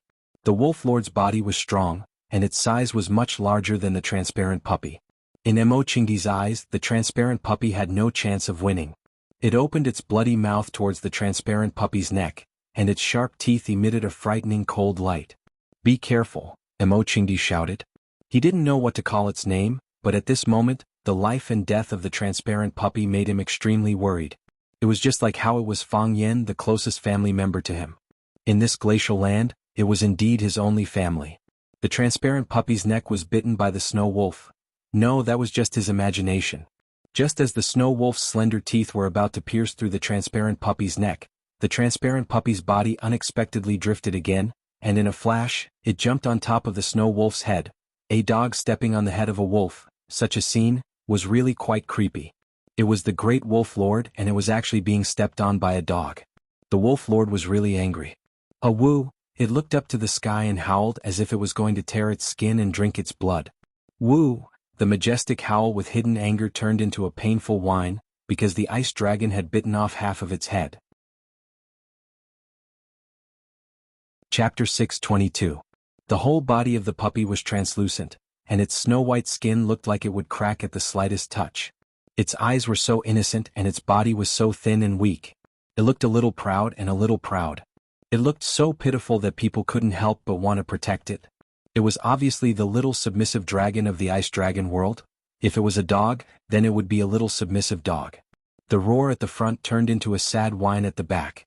The huge body of the Wolf King, which was majestic and arrogant a moment ago, fell to the ground. The change in style was too fast for people to accept. Half of the Wolf King's head was in the sharp mouth of the little transparent dog. When the Wolf King fell to the ground, the dog had already floated in front of Mo Qingdi like a gust of wind. The little transparent dog spat out the Wolf King's head in disgust, and used its tongue to roll up a ball of ice and snow on the ground and put it in its mouth. After it spun a few rounds, it actually spat it out with a "pew" sound. It actually knew how to rinse its mouth? Mo Qingdi blushed. He couldn't brush his teeth after coming to this land of glaciers. Every day he just grabbed a handful of ice and chewed it in his mouth. He felt that he was not as clean as the little transparent dog. Ice Dragon turned his head to look at Mo Qingdi with a smug look on his face. It spat at Mo Qingdi as if to say, "Look how powerful I am." Mo Qingdi's mouth twitched but no words came out. Defeating the Snow Wolf King in one round, it certainly had the right to show off. The tragic death of the Wolf King immediately made the wolves restless. They retreated in unison, staring fiercely and vigilantly at the little transparent dog in front of them. Awoo! Soon, another huge snow wolf walked to the center of the pack, letting out a long howl. Hearing its howl, the pack of snow wolves also howled. They had chosen a new Wolf King. The new Wolf King pounced and chewed off half of the head of the previous Wolf King that the little transparent dog had spat out. With a mouth full of blood, it howled again. Its hind legs were bent, and its body was bent back as if it could pounce on the prey in front of it at any time. At the same time, the other wolves also bent their hind legs to attack. They were ready to unleash their shameless nature and carry out the wolf pack tactics that they had always won. The transparent dog bit the Wolf King to death in a single round, displaying its extraordinary combat ability. However, there were close to 100 snow wolves in the surroundings, and the little transparent dog seemed to be alone. Mo Qingdi clenched his fists and prepared to fight alongside the transparent puppy. The transparent puppy was not afraid at all. Not only did it not retreat, but it also took the initiative to take 2 steps towards the wolves. It opened its mouth and sneezed violently. Hoochie! A gust of wind blew past, but there was no so-called dragon breath. Mo Qingdi was a little disappointed. Was this really an ice dragon? The transparent puppy was obviously a little embarrassed as well. It turned around and glanced at Mo Qingdi again. It opened its mouth and suddenly, a thunderous sound came from its throat. Awoo! The wind howled and snow flew everywhere. His voice was like a great bell resounding through the entire glacier land. Hearing this extremely shocking voice, the Wolf King's eyes were filled with fear, and he couldn't help but take a step back. As the Wolf King retreated, the pack of wolves followed suit. Whoosh! The transparent puppy was impatient, and it took the initiative to pounce on the Wolf King. Its body stretched out like a dragon, and its movements were as fast as lightning. The transparent puppy seemed to have the ability to ride the wind, and its body kept floating in the air. However, every time it fell it would tear a snow wolf into pieces. The transparent puppy, no, the ice dragon had activated its killing mode. The fresh blood made the snow wolves' eyes even redder, and the transparent puppy's fierceness enraged the wolves. They surrounded the little transparent dog, pouncing forward and launching death charges again and again. Mo Qingdi stood there very leisurely and very dispirited. There was no one else in his eyes, only the ice dragon. The wolves regarded the transparent puppy as their only opponent. As for Mo Qingdi, he was only a companion after the victory. Buying 2 pounds of lean meat, they would also give you a piece of pig's offal. In the eyes of the wolves, after killing the transparent puppy, would they still be afraid that Mo Qingdi would run away? I am the Azure Dragon, the overlord of mankind. Mo Qingdi thought in his heart, feeling wronged. The battle was over very quickly.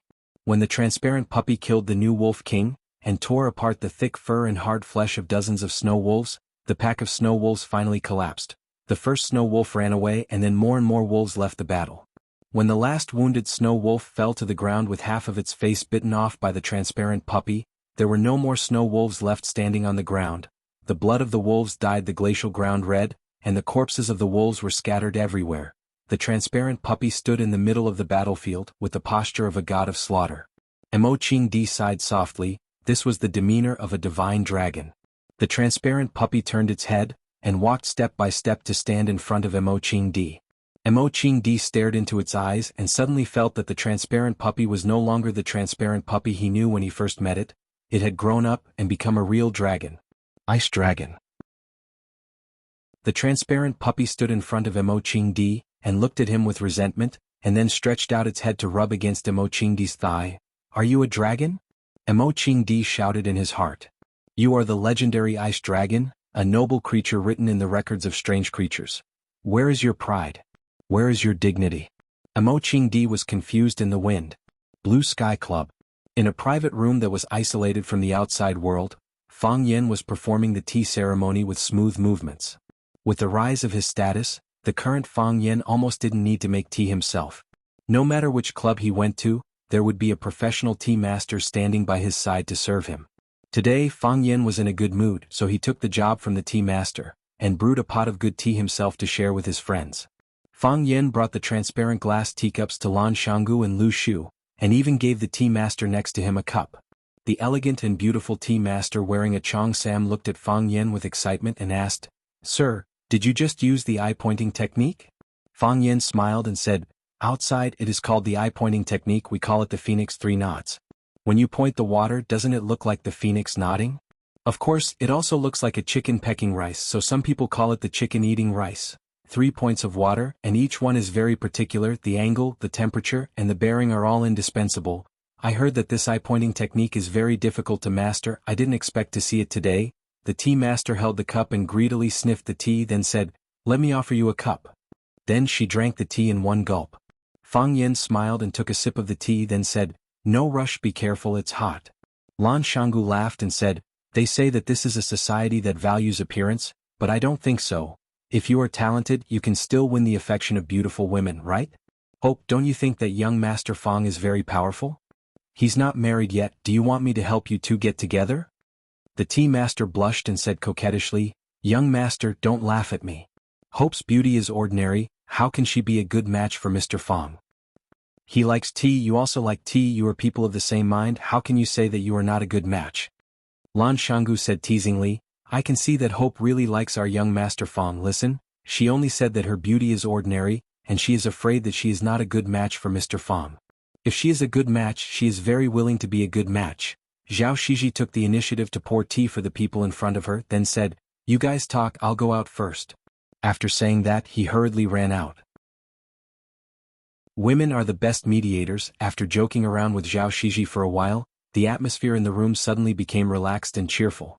Lan Shanggu held the teacup and carefully sipped it, then said, "Young master, I don't know much about tea, but I have drunk countless tea, but I have never drunk this kind of tea. The leaves look ordinary, but the taste of this tea is the best I have ever tasted. It is the best tea I have ever tasted." Fang Yan smiled and said, "This is ambergris. It is not famous in the outside world, but it is a first-class tea. How can such a good tea not be famous?" Lan Shanggu asked strangely. "I will find someone to collect some, and in the future I will specially provide it to the customers of the Blue Mountain Club." Fang Yan shook his head and said, "No need. What? There are only 3 mature dragon trees in the world, one is inside the red wall, the other 2 are in the Taoist temple. Don't even think about the one inside the red wall, there are countless eyes watching it. Not enough. As for the 2 in the Taoist temple, don't even think about it. If anyone dares to touch their dragon tree, those old Taoist priests will fight them to the death. Maybe before you even touch the dragon tree, you will be thrown into the deep valley." "It really is the best in the world," Lan Shanggu sighed and said, "Unfortunately, I don't have the luck to see it. I have never seen a dragon tree before, I only stole a little bit of ambergris tea from the Taoist priests. I thought you might not have seen it, so I brought it out for you to try. Isn't this harming people?" Lan Shanggu smiled bitterly and said, "After drinking this ambergris tea, how can other tea be tasted? If I knew this would happen, I wouldn't have drunk it and just drank my big leaf tea. There is no difference if there is no comparison after all." Fang Yan smiled and said, "If you really like it, I will think of a way to get more for you." No, Lan Shanggu hurriedly waved his hand. "This thing is addictive. The more I drink, the more I get addicted. If I get addicted and young Master Fang suddenly stops giving it to me, then wouldn't my life be worse than death? That's why I don't want something that I can't handle. Young Master Fang, don't you think this makes sense?" Chapter 623. Lan Shanggu wasn't talking about the tea, he was talking about the person. Or rather, he was talking about the shares of Longtu Group that old Master Lan gave him. Just like the Dragon Birth tea, it was a good thing, but not everyone had the fortune to enjoy it. Old Master Lan knew that Fang Yan was very powerful in Huaqing now. If Fang Yan was determined to kick them out, it would be almost impossible for the Lan family to keep their shares of Longtu Group. So, old Master Lan did him a favor and directly transferred the shares to Lan Shanggu. "Didn't you call Fang Yan your brother? Then let's see if you can keep this share." After Lan Shanggu received this share, it was like he had received a hot potato. He couldn't throw it on the ground because it would break into pieces. But he couldn't just open his mouth and swallow it. That would burn his mouth and even hurt his lungs. The most important thing in this matter was Fang Yan's attitude. But he couldn't directly ask Fang Yan's attitude. If that was the case, wouldn't he be treating Fang Yan as a narrow-minded person? Using tea to judge people, using tea to explain things. It was a good move that was logical and logical. Hearing Lan Shanggu's words, Lu Shu couldn't help but laugh and said, "Lan Shanggu, keep your wretched thoughts to yourself. Didn't you just want to ask young master if you can swallow the big piece of meat that Lan family gave you? If you have something to say, just say it. Is there a need to be so secretive?" Lan Shanggu laughed and said to the willow tree, "Brother Lu Shu is indeed a straightforward person, saying whatever comes to your mind. I was indeed asking to be humiliated by playing these little tricks in front of the young master. No wonder even Brother Lu Shu couldn't stand it anymore." Since Lu Shu and Lan Shanggu had spoken openly, then Fang Yan had to give a direct answer. Fang Yan looked at Lan Shanggu and asked with a smile, "What are you worried about?" The smile on Lan Shanggu's face froze. "I'm sorry, young master, I made things complicated. I understand your character, but this is still my fault." "There's nothing wrong with it," Fang Yan said with a smile. "The portion that you obtained originally belonged to the Lan clan. Whether the Lan clan gives it to you or to others, that's their freedom. We are merchants, not enemies. Since they've given it to you, we're Longtu Group's business partners. It's the same as our cooperation on Chaoyan technology. What's there to be sorry about?" "Young master, I am worried that you will misunderstand my relationship with the Lan clan," Lan Shanggu said honestly. After all, this was a bomb. It was better to take the initiative to explain it to Fang Yan. How can blood ties be severed so easily? Do you think that you and the Lan clan are no longer related to each other in my eyes now that you and the Lan clan have separated? Fang Yan narrowed his eyes as he sized up Lan Gulu. On the contrary, you will make me wary and vigilant. If you treat your own parents and family like this, how good can you be to others? Young master, the Lan clan is your home in Lan Gulu. It's natural for you to have connections and cooperate with them. I won't be so heartless to the point where you have to make a choice between me and your family. Do those women who do such things have a good ending? You don't have to do something like not going home for 3 years anymore. That doesn't prove your loyalty, it only proves that you're cold-blooded and heartless. I know what you're worried about. Your worries are unnecessary. Since the Lan clan's old man has transferred that portion of the shares to your name, then you should accept it properly. I'm happy to see you accept it, and I also want to congratulate you. Young master, I was wrong, Lan Shanggu apologized sincerely.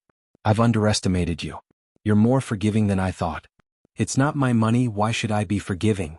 Fang Yen said with a smile. Lu Shu's eyes sparkled. He looked at Lan Shanggu and said, Congratulations, you've inexplicably gained such a large sum of money. Lan Shanggu glanced at Fang Yen and said to Lu Shu, Brother Lu, are you interested in playing with young master in the energy industry? Lu Shu instantly understood what Lan Shanggu meant. He smiled and said, Of course I'm interested. Unfortunately, I don't have the chance to enter. Lan Shanggu smiled and said, I got those shares for free anyway. Why don't we split them in half? Lan Shanggu received Fang Yan's forgiveness and immediately helped him win people's hearts. Now, Fang Yan owned more than half of Longtu Group's shares and controlled the management of Longtu Group. Lan Shanggu received the Lan clan's gift and became Fang Yan's partner again. Only Lu Shu was an outsider. Longtu Group had nothing to do with Lu Shu. Lan Shanggu gave half of his shares to Lu Shu to thank Fang Yan and also to help Fang Yan rope in Lu Shu and the Lu clan behind Lu Shu. If Lu Shu accepted Lan Shanggu's proposal, then the three parties would once again be tied together by benefits. Did he have a reason to reject? I'm more than happy to accept something that doesn't require money. Even brothers should settle accounts clearly. I'll still accept the money, but I'll pay you according to the price when the Lan clan bought the shares. How about it? You've gotten a great deal, right? For the willow tree, it was indeed a great bargain. First, the Lu clan finally had the opportunity to enter the energy industry. Everyone knew the future development trend of the energy industry and the market potential of the energy industry in the future. The earlier they entered, the earlier they would have the right to speak in the future world. If it wasn't for the energy industry, the Lu clan wouldn't have made such a risky move with Lu Chaoga's aunt. How would Lu Shu fall into Fang Yan's hands and be injured to this extent? Second, he and Lan Shanggu could be more closely tied to Fang Yan's worship. Advancing and retreating together, sharing benefits. The two largest energy industries in Huaqing were Chaoyan Technology and Longtu Group. The big brother and the second brother were natural enemies. Previously, the two companies were indeed at loggerheads. But now, both Chaoyan Technology and Longtu Group had almost fallen into Fang Yan's hands. That was to say, Fang Yan had almost monopolized the energy industry in Huaqing. In this case, anyone who wanted to enter the game in the future would have to greet Fang Yan or get his approval and blessings. If these two companies could work together, then the influence they could bring would be national or even world-class. No energy company or organization could ignore their existence. At that time, Fang Yan would become the world's most famous energy king. Who wouldn't want to have a relationship with such a person? Lu Shu raised the teacup in front of him and solemnly toasted Lan Shanggu. Lan Shanggu laughed and said, It's rare to see brother Lu Shu not being hostile toward me. At this moment, Fang Yan suddenly made a shushing gesture.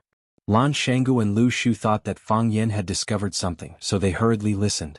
There was the noise of laughter outside, the sound of wine glasses clinking, and the tinkling of a zither. The sound of the zither was clear and sharp, but intermittent. It floated beyond the ninth heaven, faintly discernible and faintly discernible. It hit your heart hard, making you feel pain. Just when you were waiting for its second attack and prepared to be attacked again, it suddenly disappeared with a whoosh. It made people feel empty in their hearts. This was an unfinished song, youth. This was a story without an ending. This was a brushing shoulder in the crowd. This was a look of deep love when you were sheltering from the rain under the eaves. It was unknown and it was fruitless. It was regret and it was a lament. In an instant, Fang Yan's thoughts changed. He didn't know where his spirit and soul had flown to. Fang Yan was shocked when he came to his senses. He was a martial artist, a person with a firm mind. He had the protection of the heart of Tai Chi, so the decadent music outside had no effect on him. But why did this music remind him of so many things? Why did it make him lose his mind? At that moment, if someone attacked him, he might not be able to keep his life. Fang Yen looked at Lan Shanggu and Lu Shu and found that they also had dull expressions. They were obviously immersed in their own memories of the past. Their willpower wasn't as strong as him, so it was even more difficult for them to get out of this music. This was a magical music that could confuse people's minds. When the music entered the ears, the entire world around them disappeared. When the music ended, they returned to this noisy and chaotic world. Lan Shanggu's face was full of fascination. He said, "Who played this song? It's really rare to hear it in this world. I'm not afraid to say it out loud, but just now, I suddenly remembered my first love in middle school. Although I have long forgotten her name. I thought I had long forgotten about this person. It turns out that some things have always been hidden in the bottom of my heart." Lu Shu also remembered many old memories, but his personality was gloomy now and he didn't like to talk much. "I don't know who played this song," Lu Shu said. "Such a wonderful person, no matter what, we should make friends with her." Lan Shanggu nodded and said, "I really don't know when the Blue Mountain Club recruited such a brilliant musician.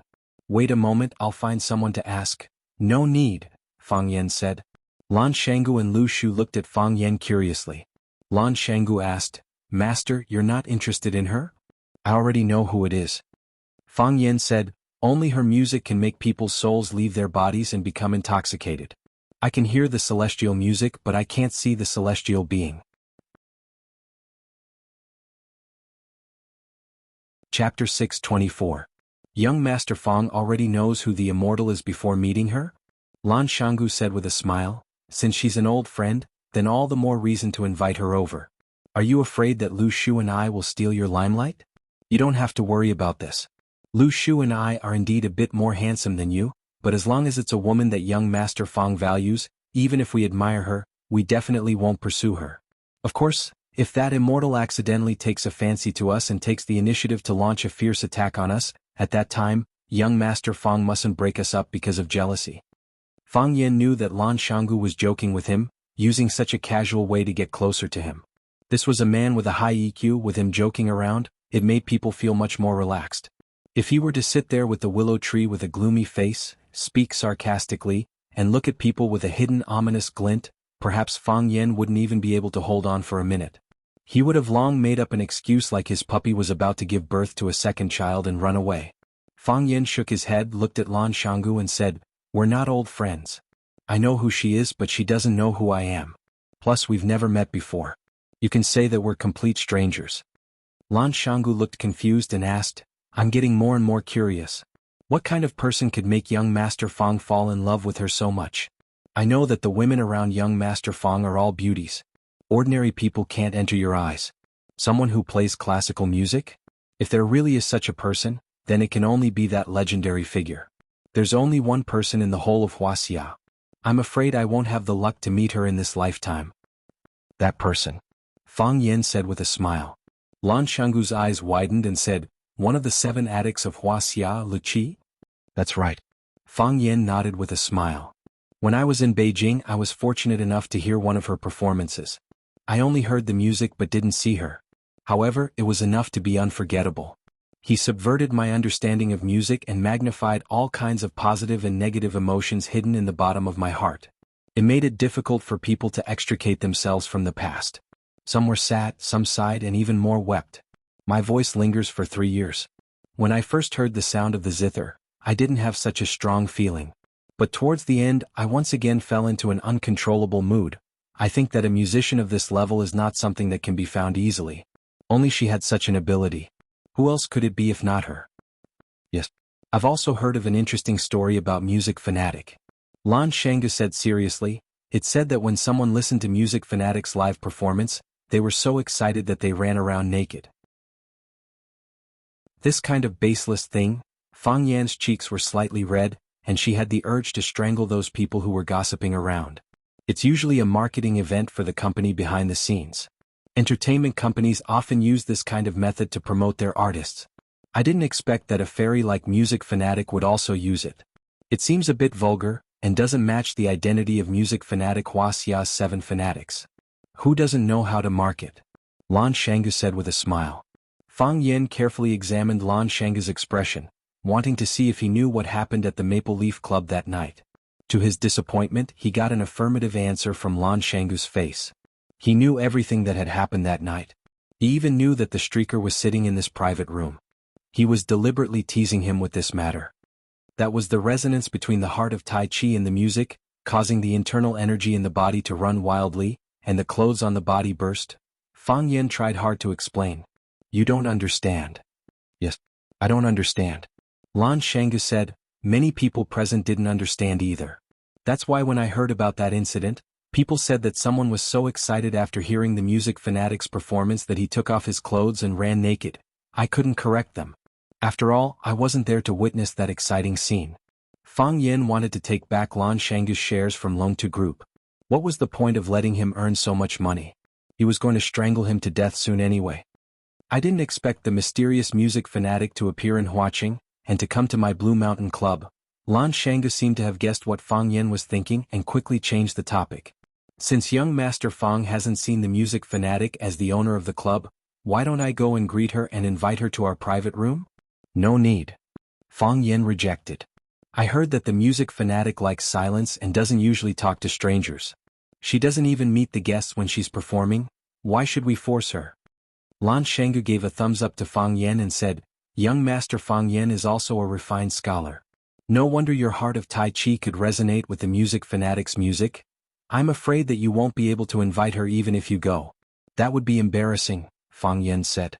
While Fang Yen and Lan Shanggu were joking, Lu Shu sat at the side and drank his tea in silence. He seemed to be listening attentively to what the two were saying, but he also seemed to be uninterested in anything. Lu Shu, one of the 4 prodigies of Huaqing, was once active in the circle of Huaqing's playboys. Ever since he was disfigured in that accident, his personality had changed drastically.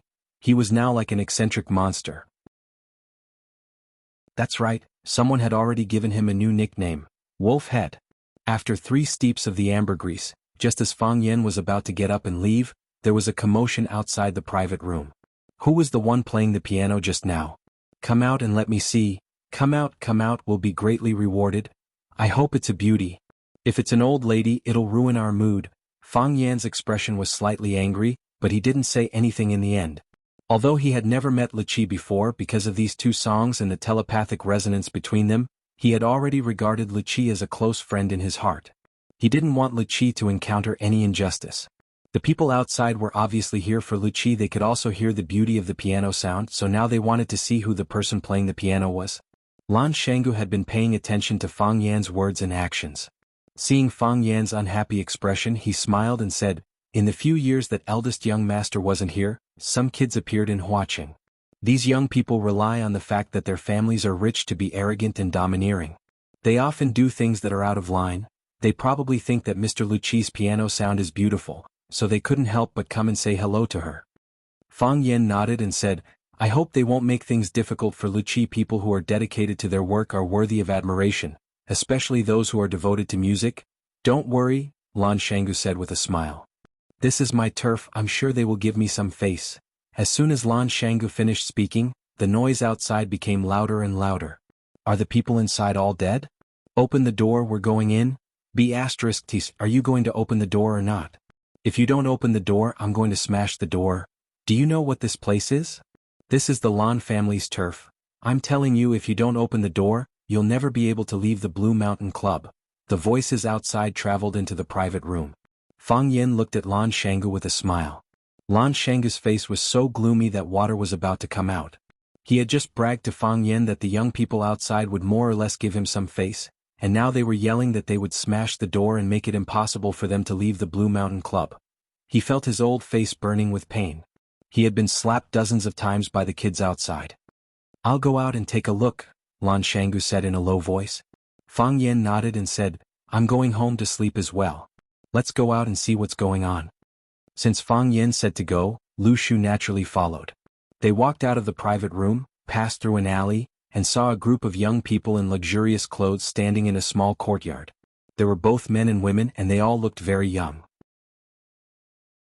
Because they had too much to drink, their standing posture was crooked. There was even a young couple who leaned against a pillar and kissed as if there was no one else around. At the door of a room there were a few young people holding wine bottles. They were cursing and swearing, saying some unbearable things. There were also 2 young people who were a little impatient and directly ran over to knock on the wooden door of the private room. If they couldn't open the door, they kicked it with their feet. The sound of banging was endless. The wooden door creaked. If it wasn't for the fact that the wooden door was sturdy, it would have been broken by these people. A bunch of scum, Fang Yan said coldly. Seeing that Fang Yan was angry, Lan Shangu's heart sank. He strode towards the scene of the accident and shouted, "All of you stop." Lan Shangu was tall and had a strong aura. His voice was like thunder, giving people a great deterrent. There was a moment of silence.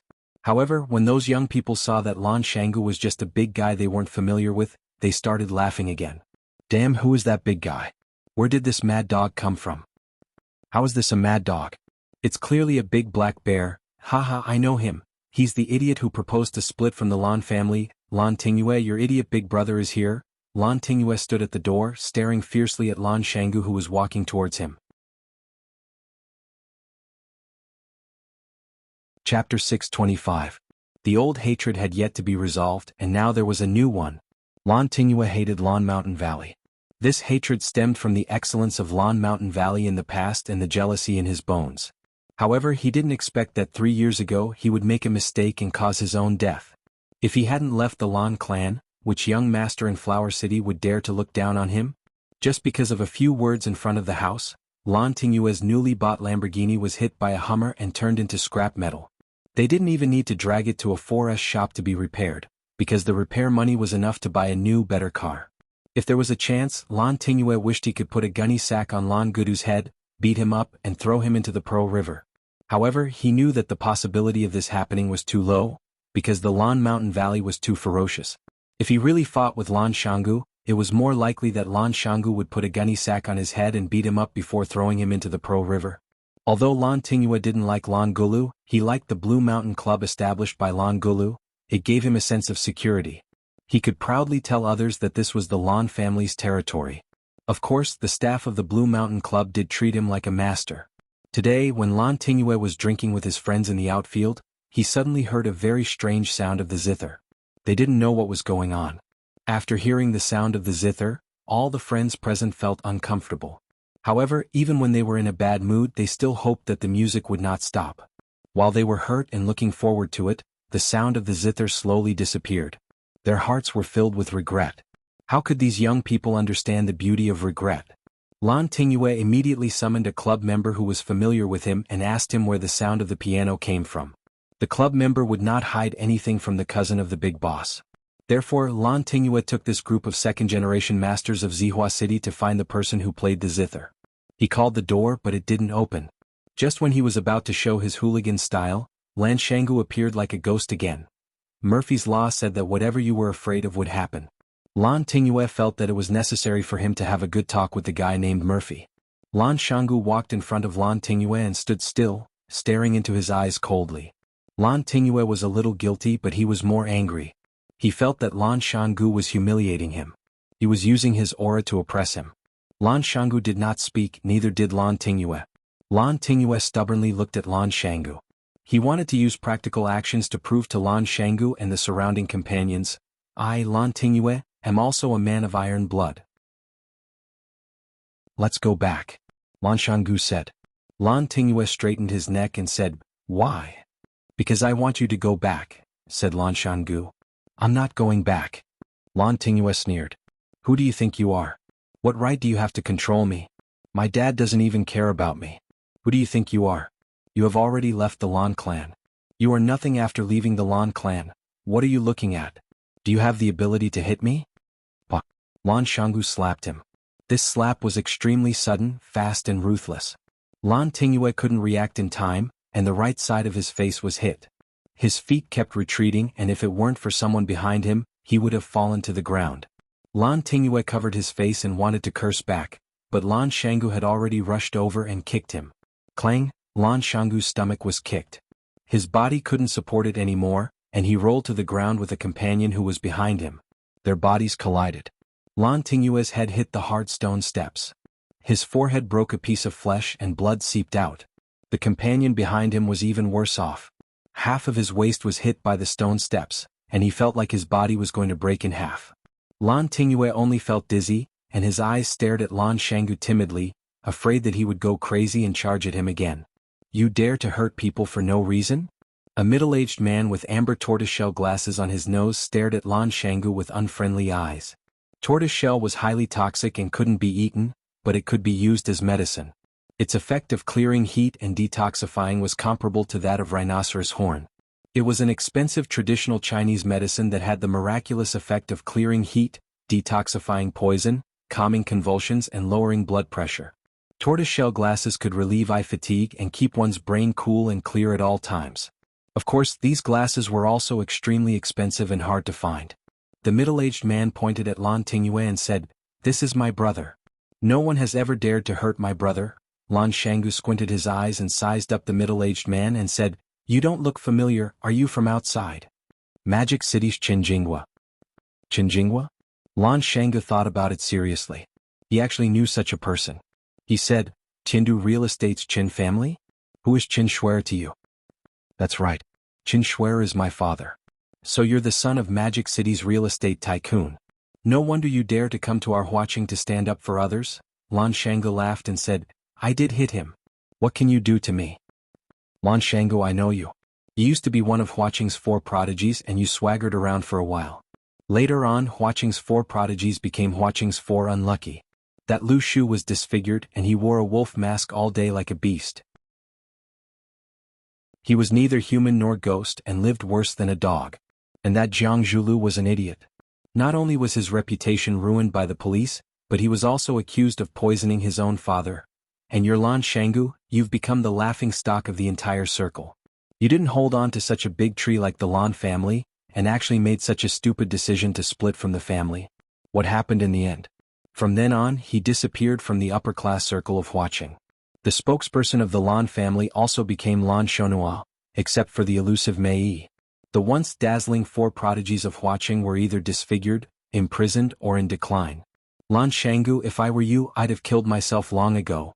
How could you still have the face to appear in front of others? That's right, I've never seen such an idiot. Lan Shangu, who's your new master? When are you going to let him come out for everyone to see? Lan Shangu, I heard that you're crying to go back now?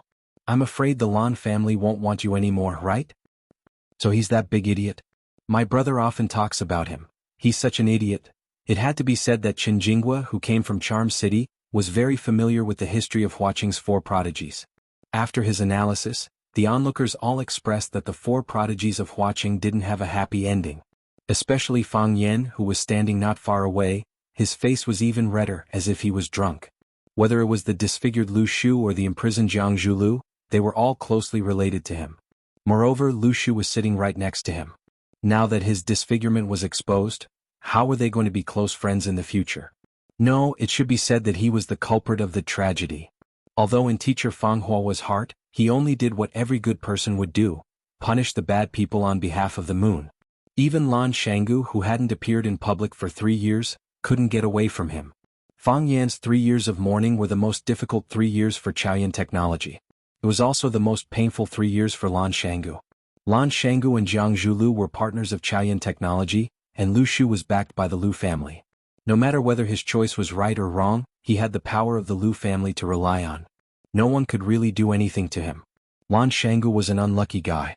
He had just separated from the Lan family because of Fang Yan, and then something happened to Fang Yixing.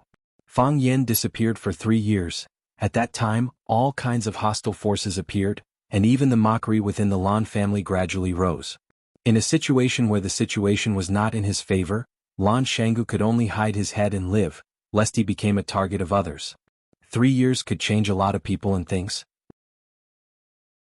Many people thought that Lan Shangu's disappearance was because he stood on the wrong side, and that he was abandoned by the Lan family.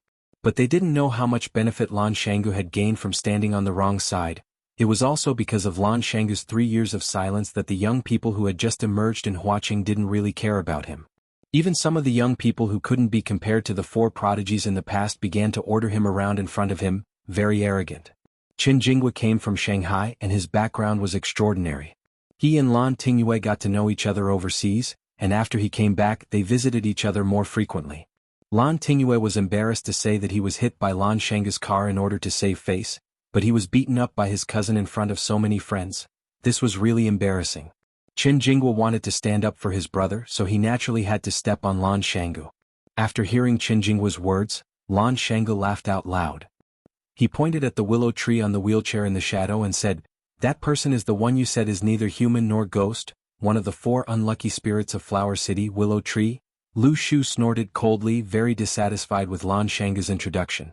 However, he stared at Qin Jinghua fiercely, like an animal that had been completely provoked. He could despise and even insult himself, but he wouldn't allow others to despise and insult him. Lan Shanggu pointed at Fang Yan, who was standing beside Lu Shu, and said, "That person. His name is Fang Yan. In the past you didn't know his name, but it's okay, he was originally a very low-key person. But from tonight onwards, the entire Huaqing will know of his existence." Lan Shanggu's smile was sinister and his voice was cold as he said, "Remember, his name is Fang Yan. I'm Lan Shanggu, that cripple is Lu Shu. Tonight we'll do something exciting for everyone."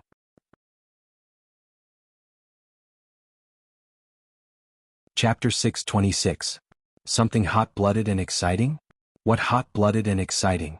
When they heard Lan Shanggu say that he, Fang Yan, and Lu Shu were going to do something hot-blooded and exciting tonight, everyone had a bad feeling.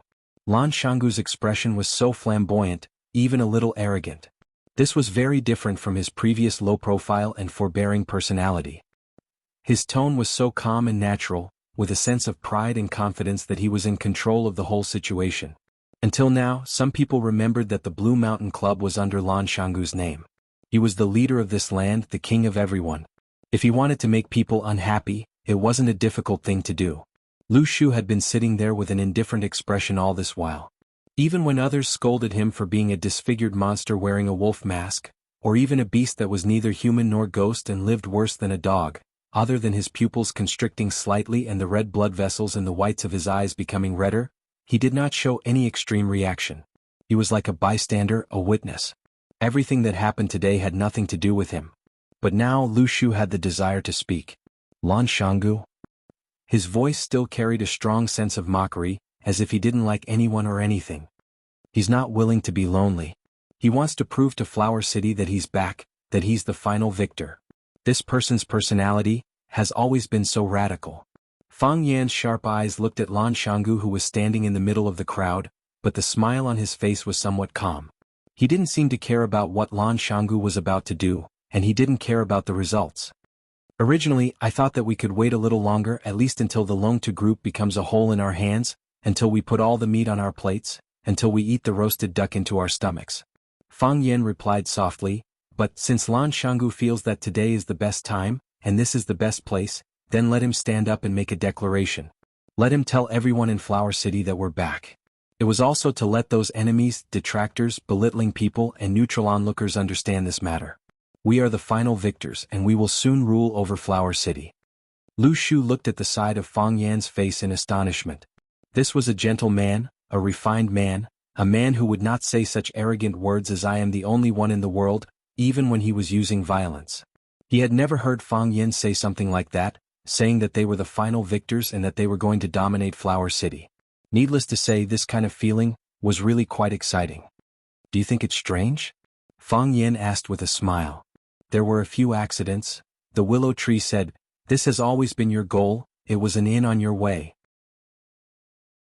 You have been working hard towards this goal, but you have never said that you didn't want to become the ruler of this city."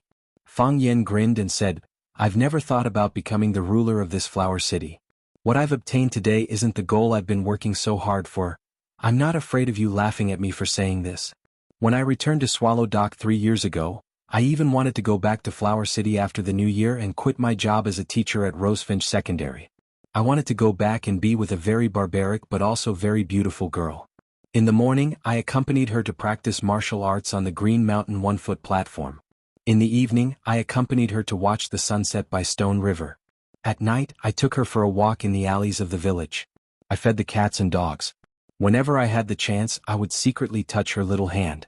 She dedicated her life to martial arts, so I wanted to dedicate my life to her in martial arts. I wanted to see what the human limit was, and how far the heart of Taiji could go. I wanted to cure Grandpa's leg, I wanted to avenge the old drunkard." Fang Yan turned to look at the willow tree and said, "Look, which one of these things isn't important? Which one of them isn't more important than becoming the ruler of this Flower City? It's too important, 100 times more important than me standing here today." However, God wasn't satisfied. He felt that this game was too monotonous and boring, so he kept adding plot twists and turns. In the end, he turned me into such a... Fang Yen hesitated for a while, then finally used a more appropriate word to describe himself. A yuppie. If given a choice, who would be willing to compete with others in shamelessness and shamelessness? Fang Yen looked at the willow tree and asked, "Did you remember everything I said?" "I did," the willow tree nodded and said. "Very good." Fang Yen squinted his eyes and smiled, saying, "If you have the chance to see Yi Ro, you must tell her what I said. The power of words of love spoken in person and words of love from someone else's mouth are very different." The willow tree sighed softly and said, "I suddenly regret one thing." "What is it?" "If I heard what you said earlier, if I knew you were such a person." The willow tree reached out to touch the wolf mask on his face and said, "Why would I want to be your enemy?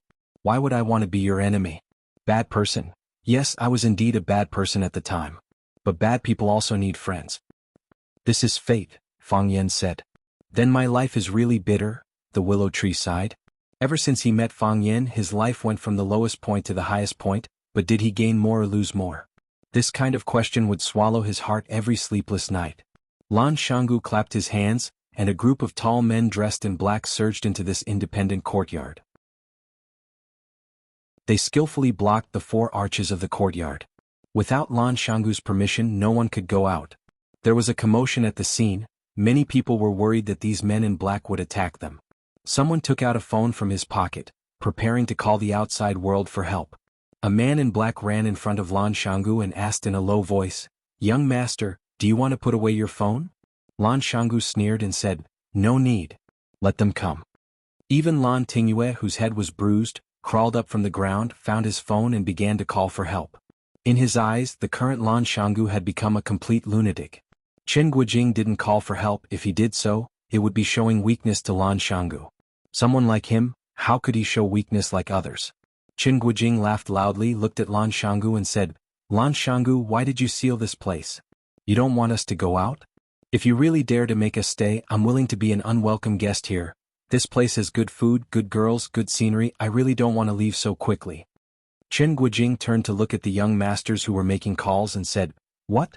Are you afraid that young Master Lan will starve everyone to death? Don't worry, our young Master Lan is a famous person in Huaqing. He won't do things like murder or arson. If 1 or 2 of us really die, he won't be able to get away with it, right? Why don't you open your eyes and take a look? Where are we standing right now? This is the Blue Mountain Club. This is young Master Lan's place. If he doesn't take responsibility, who will?" After listening to Chen Guojing's words, everyone thought that it made sense. Even if this was Lan Shanggu's place, he could do whatever he wanted. Could he kill or starve his brothers to death? Thinking of this, they were like balloons that had been filled with air, and suddenly became aggressive again. "That's right. Lan Shanggu, what do you want to do to us? Do you want to scold us or kill us with your eyes?" "Lan Shanggu, I'm warning you, based on what you did tonight, we can charge you with imprisonment and restriction of personal freedom." "Lan Shanggu, I've already called the police. If you're smart, hurry up and apologize to us. If we're in a good mood, maybe we won't stoop to your level." Lan Shanggu turned to look at Fang Yen, chuckled and said, "Do you know why I can't wait to do this? These bastards just don't remember the pain. They're born to be despicable. If you talk to them nicely, they'll think that you're easy to bully, that you don't have a strong background, that I'd be letting you down if I don't bully you, so you came to please me? Only by beating them up so that they remember that we beat them up, that every bone in their body hurts when they see us, then they'll talk to us nicely and maintain the respect they deserve." Chen Guojing's face was full of mockery as he said, "Lan Shanggu, I'm standing here today, I don't believe. What can you do to me tonight? Lan Shanggu, I'm in Xinjiang, I'm standing here today, I don't believe that you dare to beat me up.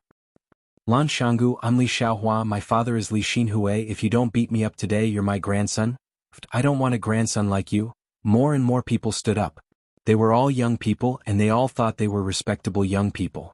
They were surrounded by Lan Shanggu, bullied by Lan Shanggu, and this stimulated their arrogance and courage.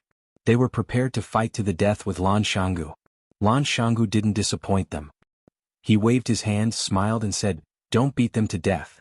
Thus, the surrounding men in black held wooden sticks in their hands and started to beat the heads of the young masters in the courtyard. Chapter 627. Lan Shanggu said, "Don't kill," which meant that he was willing to bear all the consequences other than killing people. Since they got the authorization from the big boss, How could the tall and strong men in black not use all their strength? They waved their big sticks and hit the faces and bodies of the rich second-generation young masters. You dare to hit me? Do you believe that I won't find a few hundred brothers to kill you? Ouch! Help, I'm beating people to death. My dad is Li Mingliang, he is Hua Cheng. Brother, name a price, I'll give you money, I'll give you a lot of money. At first, those young masters were still stubborn and wanted to pretend to be heroes in front of these small fries that they didn't even look at before. They thought that Lan Xianggu was just saying tough words and didn't dare to really beat them up. When they were whipped by the wooden sticks, when their foreheads were cut, their cheeks were swollen and some of their bones were broken, when the unbearable pain struck them again and again, they finally realized a serious problem. Rangoon Valley had gone mad. This kid really dared to deal a killing blow to them. Pa pa pa, the sound of the wooden sticks hitting the human body. Ah, the screams of the young masters and socialites. Whether it was the young master of the Zhang family or the young lady of the Li family, whether it was a man or a woman, as long as it was those guys who wanted to smash the door, they were attacked indiscriminately by the men in black. Of course, the women still had some advantages. Even those tough men with hearts of stone, they used a lot of strength when they beat these young masters, but when facing those beautiful young ladies in cheongsams or dresses, they still couldn't do it. Some of them were almost instigated by the pitiful eyes of those young ladies. Lan Tingyue was the person who understood Lan Xianggu the most.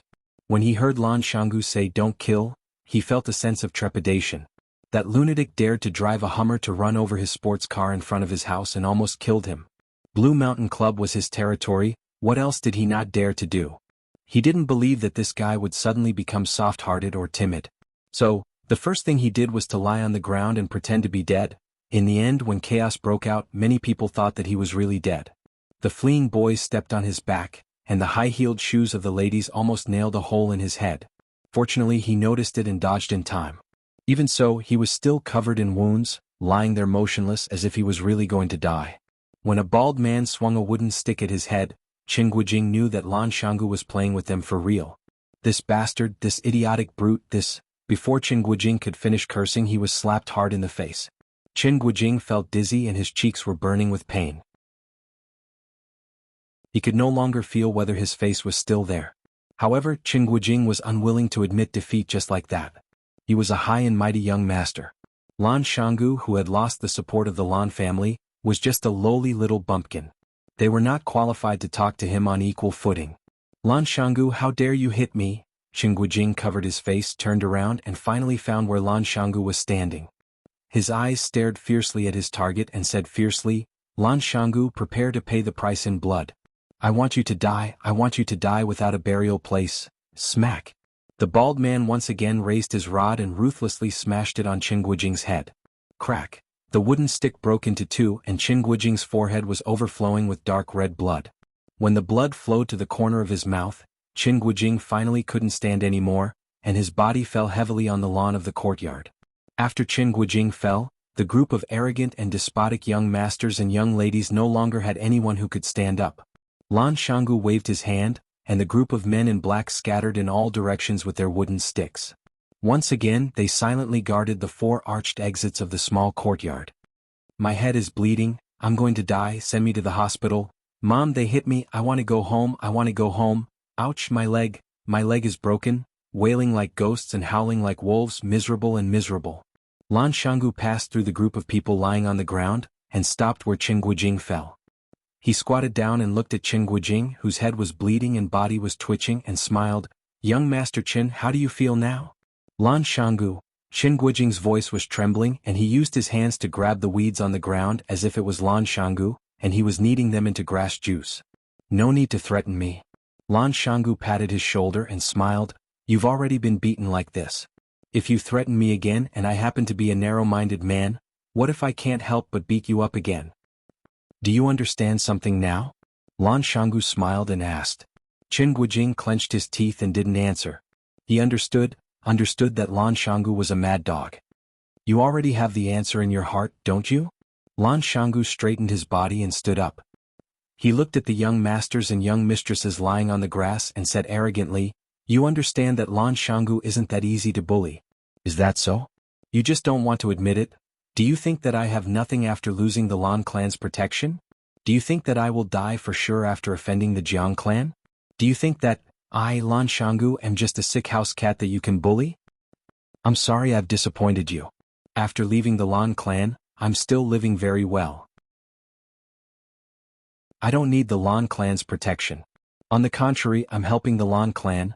I did offend the Jiang clan, but the Jiang clan couldn't suppress me. I Lan Shanggu am still standing here with my back straight. I'm not a house cat, not a sick dog. Whose house cat dares to beat you like this? Whose sick dog would do such a thing for the sake of the people?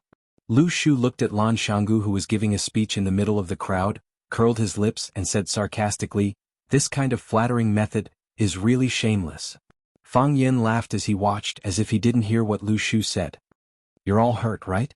Have you all learned your lesson? From this moment on, you all know who you can't offend in Flower City?" Lan Shanggu looked at where Fang Yin was standing and said, "My speech is over, now I will formally introduce a distinguished guest." Fang Yin waved his hand and said, "I'll pass. I'm not used to such a grand occasion." Lan Shanggu laughed loudly and said, "Look, our eldest young master doesn't even have the interest to talk to you.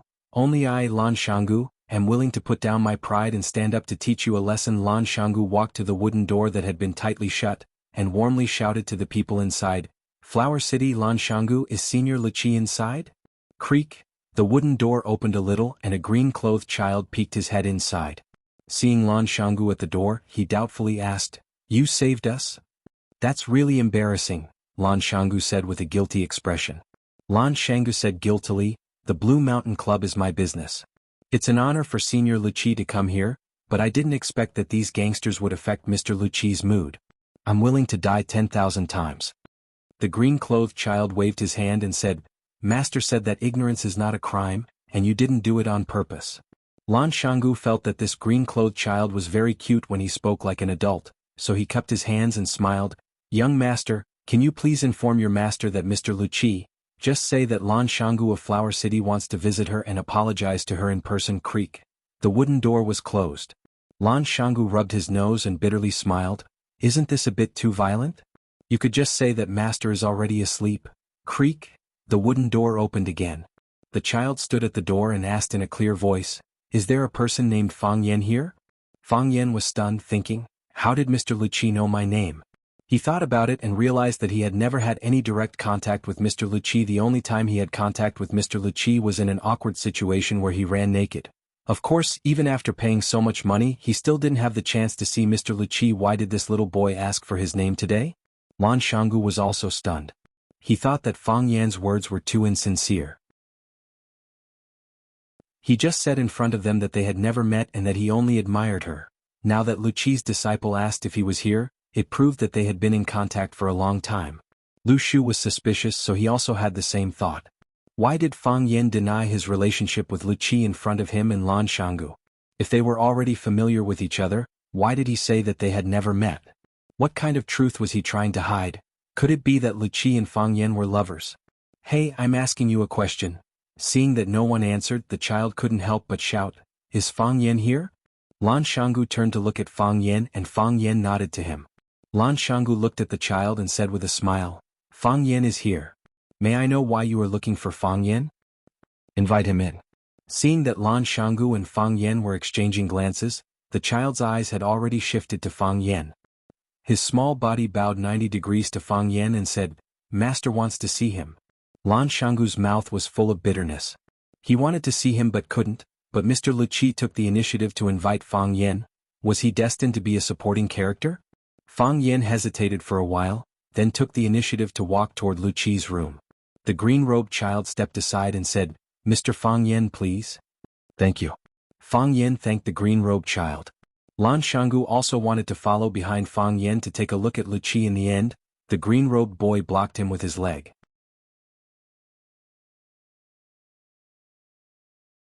Chapter 628. There were too many rumors about the music addict, so many that she became a legend in countless people's hearts. Or rather, a legend. Some said that a world-famous musician shaved his head and became a monk after listening to the music addict's performance. He said that there was no other music in the world with the music addict. Some said that a cancer patient miraculously recovered after listening to the music addict's music. She didn't take medicine or chemotherapy and lived until she was 101 years old. Some said that the blind opened their eyes when they heard it and the deaf were moved to tears. Some said that someone took off his clothes and ran naked in front of countless people after listening to the music addict's performance. Otherwise, it would be difficult to express his feelings at that time. Oh, the hero of this rumor was Mr. Fang Huohua. Fang Yin knew about the music addict for a long time, but he never had the chance to meet her. The music addict was not very willing to meet people, and there were very few people who could meet her. This was also the reason why Fang Huohua was a little excited when he heard that he could meet music addict and her friends at night when he returned to the capital. Who didn't want to have intimate contact with their idol? It had been 3 years since they parted at the Maple Leaf Club. The music addict's music skills should have improved, right? Fang Yin thought. Fang Yin thanked the green-robed boy and walked past him. He heard the sound of the door closing behind him, but he didn't look back. This was an antique room. Most of the furniture and walls were made of various kinds of wood. It was simple but not simple. Every decoration was unique. Every one of them had a great background and was worth a fortune. He couldn't see her, but he could smell the fragrance of flowers. Yes, it was the fragrance of flowers.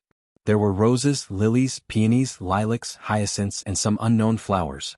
The room was filled with pots of flowers. The flowers were blooming and their fragrance assailed the nostrils.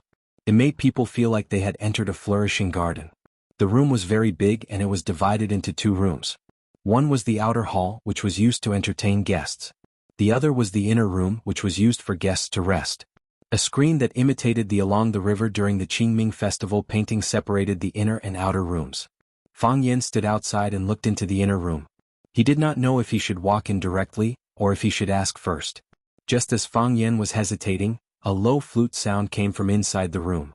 They were like goose feathers, like flying cotton, like fine threads, like clouds and mist, and they were so thin that they were almost inaudible. If Fang Yin wasn't so close, he might not even have heard the sound. Fang Yin's mind was instantly attracted by the sound of the flute. He released all of his mind and grabbed towards the sound of the flute. He wanted to get closer to it, he wanted to hear it more clearly. The harder it was to possess, the more he would miss it. The sound of the flute was like a woman, a charming woman that made people toss and turn restlessly. The sound of the flute gradually died down. Fang Yan's heart felt empty. He really wanted to ask if there was more or curse out loud, *CK, it just started and it's already over. Can't you let me enjoy it? However, he resisted the urge and waited quietly. He believed that this was not the end, but only the beginning. Sure enough, Fang Yan's guess was not wrong. Suddenly, the sound of the flute suddenly soared into the sky. It was sharp, loud, and resounded through the night sky. This time, not only Fang Yan could hear it, but the people at the door could also hear it. The people in the courtyard could also hear it. Those who were drinking could hear it, and those who were flirting could also hear it, as if the entire flower city could hear it. Fang Yan turned pale with fright. What kind of music had such a strong penetrating power and vitality? He knew that this sound couldn't be heard by the entire city, but the soaring momentum it displayed made people feel that nothing could stop it. Time, space, distance, and any other factors. Between heaven and earth, there was only the sound of the flute. Different from the previous 2 performances, the rhythm this time was very cheerful and joyful. It was like a girl in love, like a young man who lost his virginity, like an uncle who won a prize, like an old man who held the hand of widow Wang at the head of the village. Everyone listened with joy and everyone couldn't help but smile. The corner of Lu Shu's mouth that was hidden behind the wolf head mask slightly raised. Lan Shanggu laughed without a care in the world. Lan Tingyue, who had just been beaten, grinned. When he smiled, the wound at the corner of his mouth was pulled. Qin Guijing, who fell to the ground, also squinted his eyes and smiled. The blood on his forehead kept flowing, but his smile became more and more brilliant. Others were also laughing. Those men in black who had beaten people were laughing, and those young masters and ladies who had been beaten were also laughing. Everyone had thousands of reasons to be happy. Their bodies floated in the clouds as if there was nothing in the world that should be worth worrying about. Fang Yan was also laughing. As he laughed, a horrified expression appeared on his face.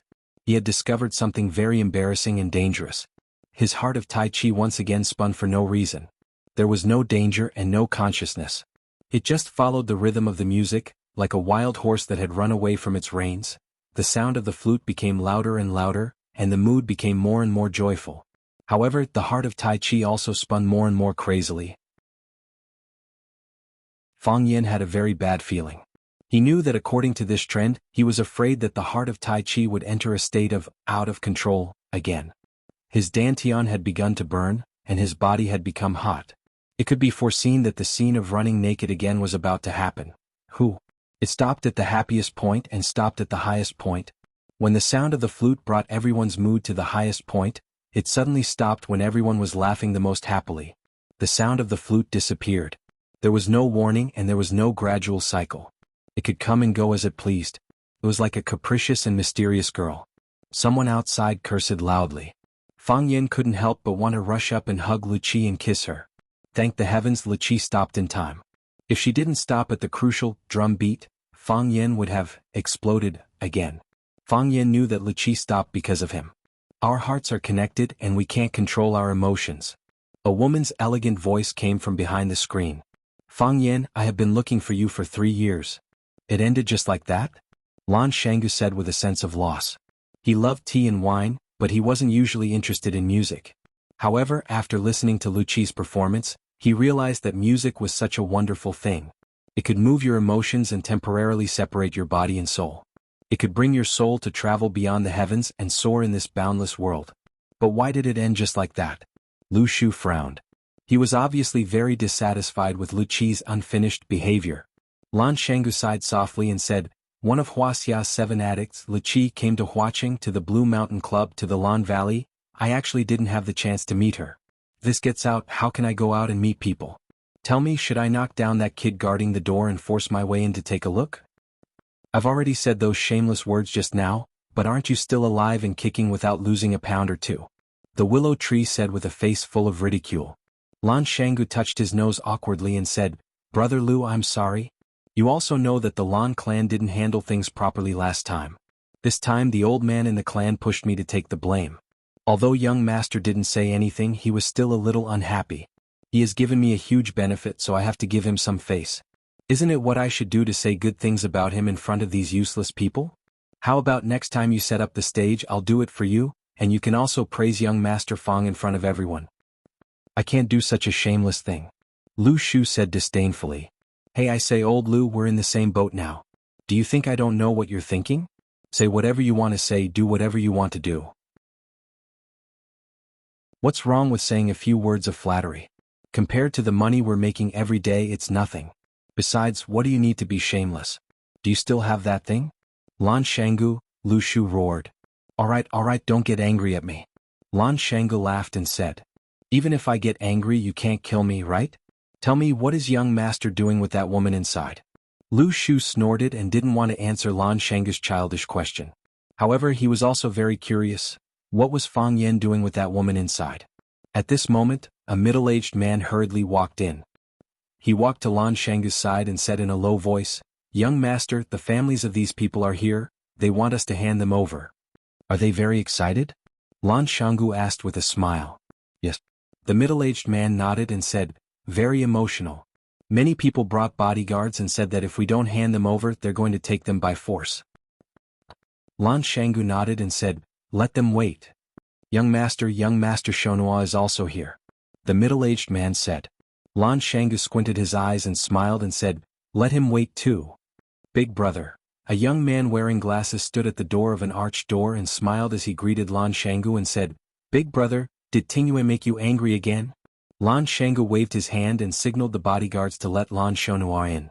Lan Shonhua walked in front of Lan Shangu and said, Tingyue is young and doesn't know anything. Big brother, don't lower yourself to his level. Hearing Lan Shonhua's voice, Lan Tingyue finally had the courage to raise his head and shouted with a sobbing tone, Big brother, quickly save me. Lan Shonhua scanned the ground and picked up a broken wooden stick that someone dropped on the ground and swung it at Lan Tingyue's body. You bastard, always causing trouble. Today, I'm going to beat you to death here.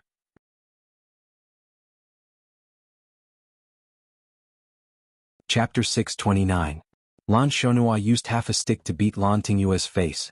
Lan Tingyue's nightmare that had just ended began again. He clutched his head and wailed, begging for mercy. Big brother, don't hit me, I'm going to die. Big brother, spare me, I know I was wrong. If there was a ranking list, Lan Tingyue could be chosen as the most tragic person in Huaqing today. Which heavenly king and great immortal did he offend? First, he was beaten up by his cousin. When his own brother came, he thought a savior had come. Was there a savior who would beat someone to death like this? Lan Shangu stood at the side and watched coldly. When even he felt that Lan Shonhua was too heavy-handed, he stopped him. Shonhua, forget it. He's just a child who doesn't know any better. Who would lower themselves to his level. Lan Shonhua once again raised the wooden stick and smashed it against Lan Tingyue's back twice. Only then did he stop, panting heavily. Normally I have taught him to be humble and cautious, to know his place and not to do anything illegal. Big brother, what wrong did this kid do today? Lan Shanggu looked at Lan Shonhua with a ruminating gaze. You don't know what he did, so you swung the stick to hit him? Anything that can make big brother angry is naturally not a good thing. Lan Shonhua looked as if he was thinking from Lan Shanggu's perspective. Lan Shanggu sighed softly. Shonhua, it's been a few years since we sat together to drink and chat, right? Lan Shonhua nodded. Big brother has been busy, so I didn't find the time. It's not that there's no time or opportunity, but there's a gap between us. Lan Shanggu said. Lan Shonhua's expression froze, then instantly returned to normal. He smiled. Big brother Shanggu, why do you say that? I've always treated you as my most respected and admired big brother. Something like a gap has never appeared in my heart. Really? You're not secretly happy that I ran away from home? You're not happy that you've taken over the position of successor? You're not worried that I'll come home and take away everything you have now? Big brother, I've never thought like that. Lan Shonhua said with a serious face. If I have such a thought, let me be struck by lightning. Bullshit. Being struck by lightning is the biggest bullshit. Lan Shanggu sneered. If I could control thunder and lightning, I'd throw a bolt of lightning and split anyone who said such a thing in half. You know you're lying, and neither the sky nor the lightning will strike you. So, you swear as if you're drinking plain water and you don't have any psychological burden? Lan keeps his promise. I can be honest with you. You occupied my previous position and I felt uncomfortable. I asked Grandpa to let me take care of the Lan family, but he didn't agree. This was what I was thinking. Moreover, I can also tell you that if I want something, I will try my best to get it. I will do it openly and above board. Who doesn't have a bit of selfishness? He was a saint without selfish motives. Are you a saint? Of course not. Do you know what Grandpa said to me when I went back? Lan Shanggu looked at Lan Shonhua and asked. I wasn't there, I don't know. Lan Shonhua's mental fortitude was excellent, but under the aggressive attacks of Lan Shanggu, he had a hard time defending. He once again experienced the ability and strange thoughts of his big brother. He asked me about Jiang Zhulu. I told him it was true. Grandpa was furious. He said that although tigers are fierce, they don't eat cubs. How is this behavior different from beast? Grandpa also said that father and son killing each other and brothers fighting each other is a tragedy. He didn't ask anything of us except that we don't kill each other. Lan Shonhua, do you think you can do that? Lan Shonhua broke out in a cold sweat and said, I can do that. Let us brothers compete fairly. We won't regret it. Good brother. Lan Shanggu hugged Lan Shonhua's shoulder and said with a smile, This is a good man of the Lan family. Big brother. Lan Shanggu looked at Lan Tingyue lying on the ground and said, Shonhua, please take Tingyue back first. I still have some things to discuss with them. Big brother, don't be rash. When I came in, there were already many people gathered outside, Lan Shonhua sincerely advised. Lan Shanggu patted Lan Shonhua's shoulder and said, Shonhua, don't worry. I know what I'm doing. Lan Tingyue's voice was mournful and shrill. It traveled out of the small courtyard and into the distance. Even the parents and elders who came to take their children home were shocked when they heard it. What kind of punishment was their children suffering inside? Thinking of this, their anger rose rapidly. A middle-aged man rushed to the black-clothed bodyguard at the arched door and shouted sternly, Let Lan Shanggu out. Say that Li Mingliang wants to see him. If he still wants to live in Huaqing, he better give me face. What right does the little thief of the Lan family have to be so arrogant? Let me tell you, if anything happens to my daughter, even if a strand of her hair is hurt, I will burn down his lousy Blue Mountain Club. Why is he so arrogant? A middle-aged woman bared her fangs and brandished her claws. Someone, charge in. Whoever can save Wang Ming, I will reward him with 1 million, no 5 million. A middle-aged man wearing glasses and carrying a black briefcase walked over. He looked at the old butler of the Blue Mountain Club, Fang Hao, and said, Sir, I am Lin Zheng, a partner of the Tianxing law firm. Our boss's son, Mr. Chen Guijing, was imprisoned when he was spending money at your club. I want to understand the situation. First, I need you to guarantee Mr. Chen Guijing's safety. If he suffers any harm, we will pursue the civil and criminal responsibility of the Blue Mountain Club and everyone in the club. Second, what law did Mr. Chen Guijing break to be imprisoned by you? Third, who imprisoned Mr. Chen Guijing? Does the other party have the right to restrict the personal freedom of others? Fang Hao stood up straight and said, Lawyer Lin, please wait a moment. Our boss said that he will definitely give you a satisfactory answer.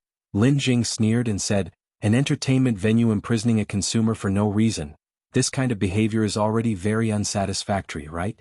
Fang Hao bowed slightly and said, the boss said that he will give you a satisfactory answer. That answer will definitely satisfy you. Let's hope so, Lin Jing said. We just don't want this answer to make us wait too long. Otherwise we won't be satisfied. Of course I won't. A clear voice rang out. The men in black split into two rows. A tall man walked out from the middle of the crowd. Lan Shanggu, he's Lan Shanggu. He's the bastard who imprisoned our child. Lan Shanggu, hurry up and release my son. Lan Shanggu cupped his hands towards the angry crowd and smiled. Good evening everyone, I'm Lan Shanggu. I'm sure a lot of people here already know me. Lan Shanggu, what do you want? Li Mingliang angrily shouted. Lan Shanggu looked over and smiled. Sorry for the disrespect, so it's Hall Master Li of 14K? Hall Master Li, I don't want to do anything, I just want to discuss a business deal with everyone. You captured our son and daughter, and you still want to discuss a business deal with us? Li Mingliang was furious. What if this business deal is related to your child? Lan Shanggu smiled and asked. What do you mean? It's like this, Lan Shanggu smiled as he scanned the crowd and said, Lan Shanggu had an important guest in the past few days. This guest is really expensive. Normal people wouldn't be able to see her. Lan Shanggu, what are you trying to say? What does your Lan Shanggu's important guest have to do with imprisoning our child? Someone became impatient.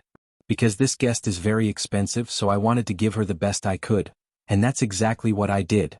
However, someone just had to jump out and cause trouble. Not only did she listen to someone else's song for free, she even went to the guest's room to cause trouble. Kicking the door, cursing, and even asking the guest how much the price is. You're all seniors here, please enlighten me. If something like this happened to you, how would you deal with it? Who is this guest? Maybe it's your Lan Shanggu who's spouting nonsense in front of us. If it was someone else, I'd be thick-skinned enough to borrow their tiger skin. Lan Shanggu really doesn't dare. Lan Shanggu smiled and said, one of the 7 addicts of Wuxia, Liqi, Mr. Liqi, I know you definitely haven't seen her before. But you should have heard of her, right? Liqi? How could it be her? Liqi is in the City of Flowers. One had to admit that the influence of idols was huge. Many of the people present had heard of Liqi's name, and there were even diehard fans of Liqi, although they might not have even heard the songs that Liqi played. How can you prove that she is Liqi? Does Mr. Liqi need anyone else to prove it? Lan Shanggu asked back. If it were you, would you dare to use the name of Liqi to do something like this? Lan Shanggu, don't use the name of Liqi to scare us. Tell us, what kind of business do you want to talk about? Lan Shanggu laughed heartily and said, isn't this the point? Your child went to kick the door and cursed. I have to give Mr. Liqi an explanation. You all know how powerful Mr. Liqi is. Even if you don't know, you should be able to imagine. Her fans are not just the few of you and my Lan Shanggu. If I don't handle this matter well, the Lan Shanggu Club will have to take the blame. So, everyone tell us, how can we appease Mr. Liqi? Li Mingliang thought for a while and asked carefully, is 1 million enough?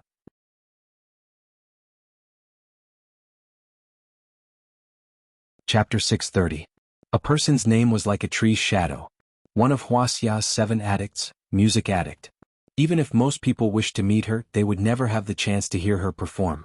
However, Music Addict was famous and had many followers. If Music Addict were to get angry, her fans would definitely tear those who dared to offend her into pieces. Furthermore, Music Addict had been famous for many years. How many resources and connections did she have? These were all factors that everyone had to consider. Li Mingliang was the person in charge of 14K in Huaqing. He was famous for his ferocious fighting style.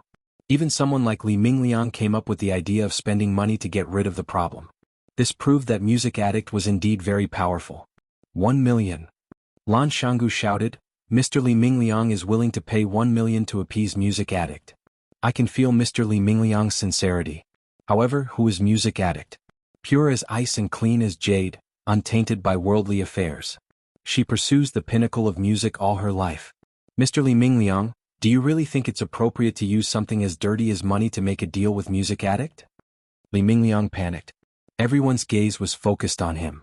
It was as if he had really used money to insult Music Addict. Li Mingliang wiped the sweat off his forehead and looked at Lan Shanggu with a flattering smile.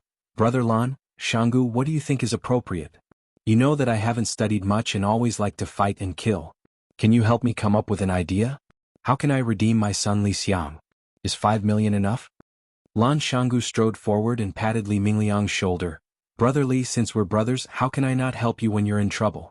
To be honest, it's not very elegant to talk about money with Music Addict. Who is Music Addict? Does she need your 3 to 5 million? Then what should we do? Li Mingliang grabbed Lan Shanggu's arm and asked. I have an idea. Not only can it appease Mr. Luqi's anger, but it can also be done in an elegant and humorous way. It will also become a good story. Brother Li will become a distinguished gentleman that people will talk about in the future. What idea? Brother, what idea? Quick, teach me. It's impossible for Mr. Luqi to accept money. There are so many rumors about Mr. Luqi. Have you heard of anyone paying her? Lan Shanggu looked at Li Mingliang and asked. Li Mingliang shook his head and said, No. Right? Aren't you going to incur the wrath of the masses by giving money to them? Lan Shanlai said with a smile. Seeing that Li Mingliang was about to panic again, Lan Shanggu patted the back of his hand to calm him down and said, Mr. Luqi has come from afar. Shouldn't we, as the hosts of the City of Flowers, show our hospitality? What does Brother Valley mean? Brother Li gives Mr. Luqi a piece of jade, a painting, a zither, and a flute. Do you think this bad thing will become a good thing? Did dirty things become elegant things? In the future, when people talk about Mr. Luqi, they will naturally mention that Mr. Luqi was attacked by a few drunken youths in the City of Flowers. The youth's father felt very guilty and gave him a zither as an apology. Yes, it's the zither that Mr. Luqi is playing with now. Brother Li, think about it.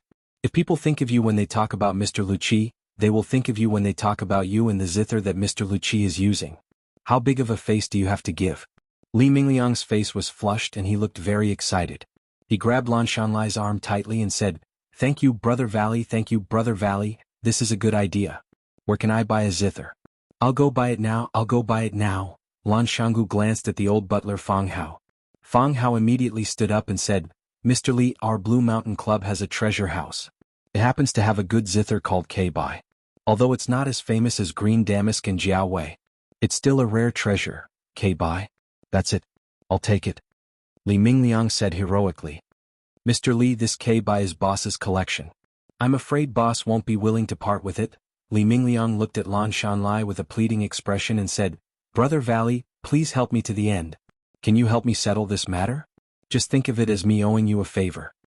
Lan Shanggu hesitated for a while and sighed, Since Brother Li has spoken, I can't refuse your request. This K-Bai is indeed part of my collection. I bought it back for 10 million, and also found a top-notch zither master to maintain it.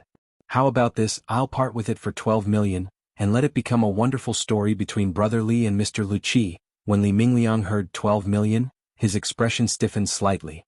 But when he heard that he could make a legend with Mr. Luqi with just 12 million, Li Mingliang's eyes lit up once again. That was one of Wuxia's 7 fanatics. Luqi. Not everyone had the chance to gift a zither to Luqi. He, Li Mingliang, was a famous general in the history of music. This was something that no amount of advertising money could buy. I'm taking this K-Bai. Don't fight with me. Li Mingliang shouted. Brother Valley, I'll write you a check right now. Fang Hao walked over and said, Mr. Li, you can go and inspect the goods first. You can write a check afterward. Li Mingliang nodded and said, Okay, I'll go and inspect the goods first. What about my son? Lan Shanggu smiled and waved his hand. Brother Li, once Mr. Luqi calms down, your son will naturally appear in front of you. Good. Good. Thank you, Brother Valley. Li Mingliang clasped his hands and turned to follow the old butler to the treasury. Brother Lan, I also want to buy a gift for Mr. Luqi. Can you recommend something for me? Sister Li, it's good that you have such thoughts. I'm just afraid that Mr. Luqi won't like ordinary items. Unusual items are too expensive. Of course it's expensive. The woman in luxurious clothing sneered. That Li Mingliang is just a hooligan. If he can give Mr. Luqi a 12 million K-Bai, how can our Zhu family not give something decent to Mr. Luqi? Brother Lan, don't think about saving money for our Zhu family. You have to recommend me a gift that's better than Li Mingliang's K-Bai. You have to make others mention my gift when they mention Mr. Luqi. Of course we have to mention Sister Li Mi who gave Mr. Luqi a gift, right? Lan Shanggu laughed loudly. Li Mi's expression was a bit shy. She said, I've heard Mr. Luqi's performance before. That song really belongs in the heavens and stinks on the earth. I've always thought that if I had the chance to meet her, how great would that be? Now that there's such a chance, our Zhu family naturally won't fall behind. Lan Shanggu nodded, thought seriously, then said, Mr. Liqi likes flowers. Every time he performs, he would place all kinds of flowers at his place of residence. I have a peony painting in my treasury. It was painted by a famous Tang dynasty master. How about Sister Li take a look and see if you're interested? That's great. Li Mi nodded happily. Valley, I owe you a favor today. Sister Li, you're too kind. Brother Valley, can you recommend me a gift as well? Brother Lan, where's your treasury? Can I go in and pick a couple of gifts? Nephew Valley, you have to help me. My grandson is disobedient and offended Mr. Liqi. I have to show my sincerity to Mr. Liqi on his behalf. Did my son offend Mr. Liqi? What? No, this bastard, useless coward. Lan Shanggu pushed all of them to the treasury of the Blue Mountain Club and let them choose their gifts. As long as they picked one and mentioned his name, they would get a 10% discount. These people were all grateful. They all wanted to have an intimate encounter with their idol. Even if it was just a name, it would be good. Lin Zheng, a lawyer from the Tianxing law firm, coldly watched this scene unfold. After Lan Shanggu sent away the last pitiful helper, Lin Zheng carried his briefcase and walked over. He said sarcastically, Young Master Lan, you're good. You used Liqi's name as a tiger's skin. No one dared to argue with you about beating people up. You even tricked them into buying your junk that won't sell for 10,000 years. You established your reputation and made money. I have to say, this is really amazing. Lan Shanggu laughed and looked at Lin Zheng. He said, after being with smart people for so long, I naturally have to learn to be smarter. In the past, I would never have done such a shameless thing. Later on, I found out that my friend not only did it, but it was also very likable. So, I secretly remembered his routine and wanted to experiment it on the spot when I had the chance. Today I tried it out and found that the effect was really not bad. Mister, do you want me to recommend a gift for you? No need. Lin Zheng rejected him firmly. They were fooled by you. Lin Zheng wouldn't do such a stupid thing.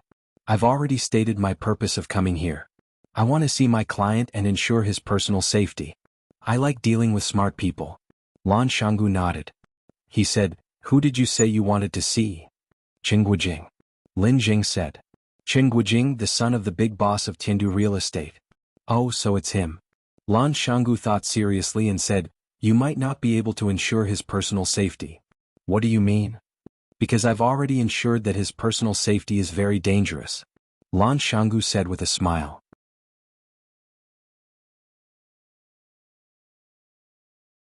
Chapter 631.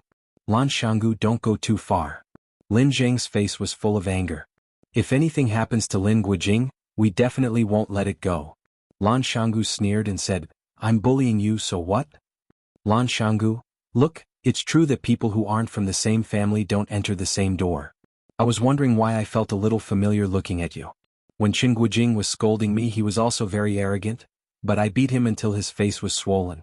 He lay on the ground and pretended to be dead. He didn't even move when I kicked his butt. Now you're playing the same trick again. First, you threaten me and act like I'm not afraid of you. Then you act like you're angry after being slapped in the face. Lan Shanggu looked at Lin Zheng unkindly and said, I'm not giving face to your Qin family today. What can you do to me? Lan Shanggu was no longer interested in talking to him. He turned around and walked towards the small courtyard inside the clubhouse. Lin Zheng's face turned green and then white.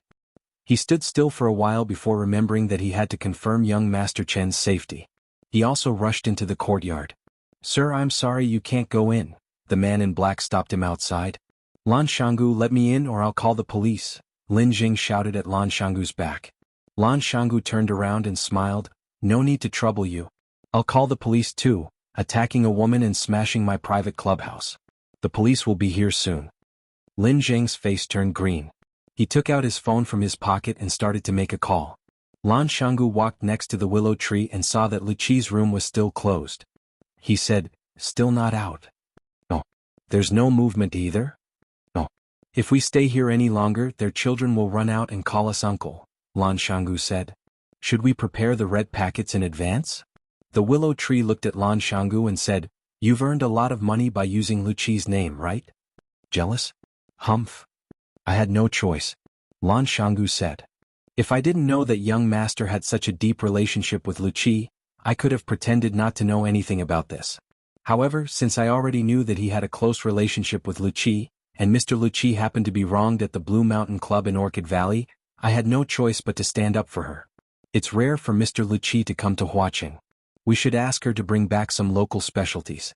Pointing at the young masters lying on the ground in the courtyard, he said, "It just so happens that these idiots jumped out to make trouble, so naturally their fathers have to make some contributions."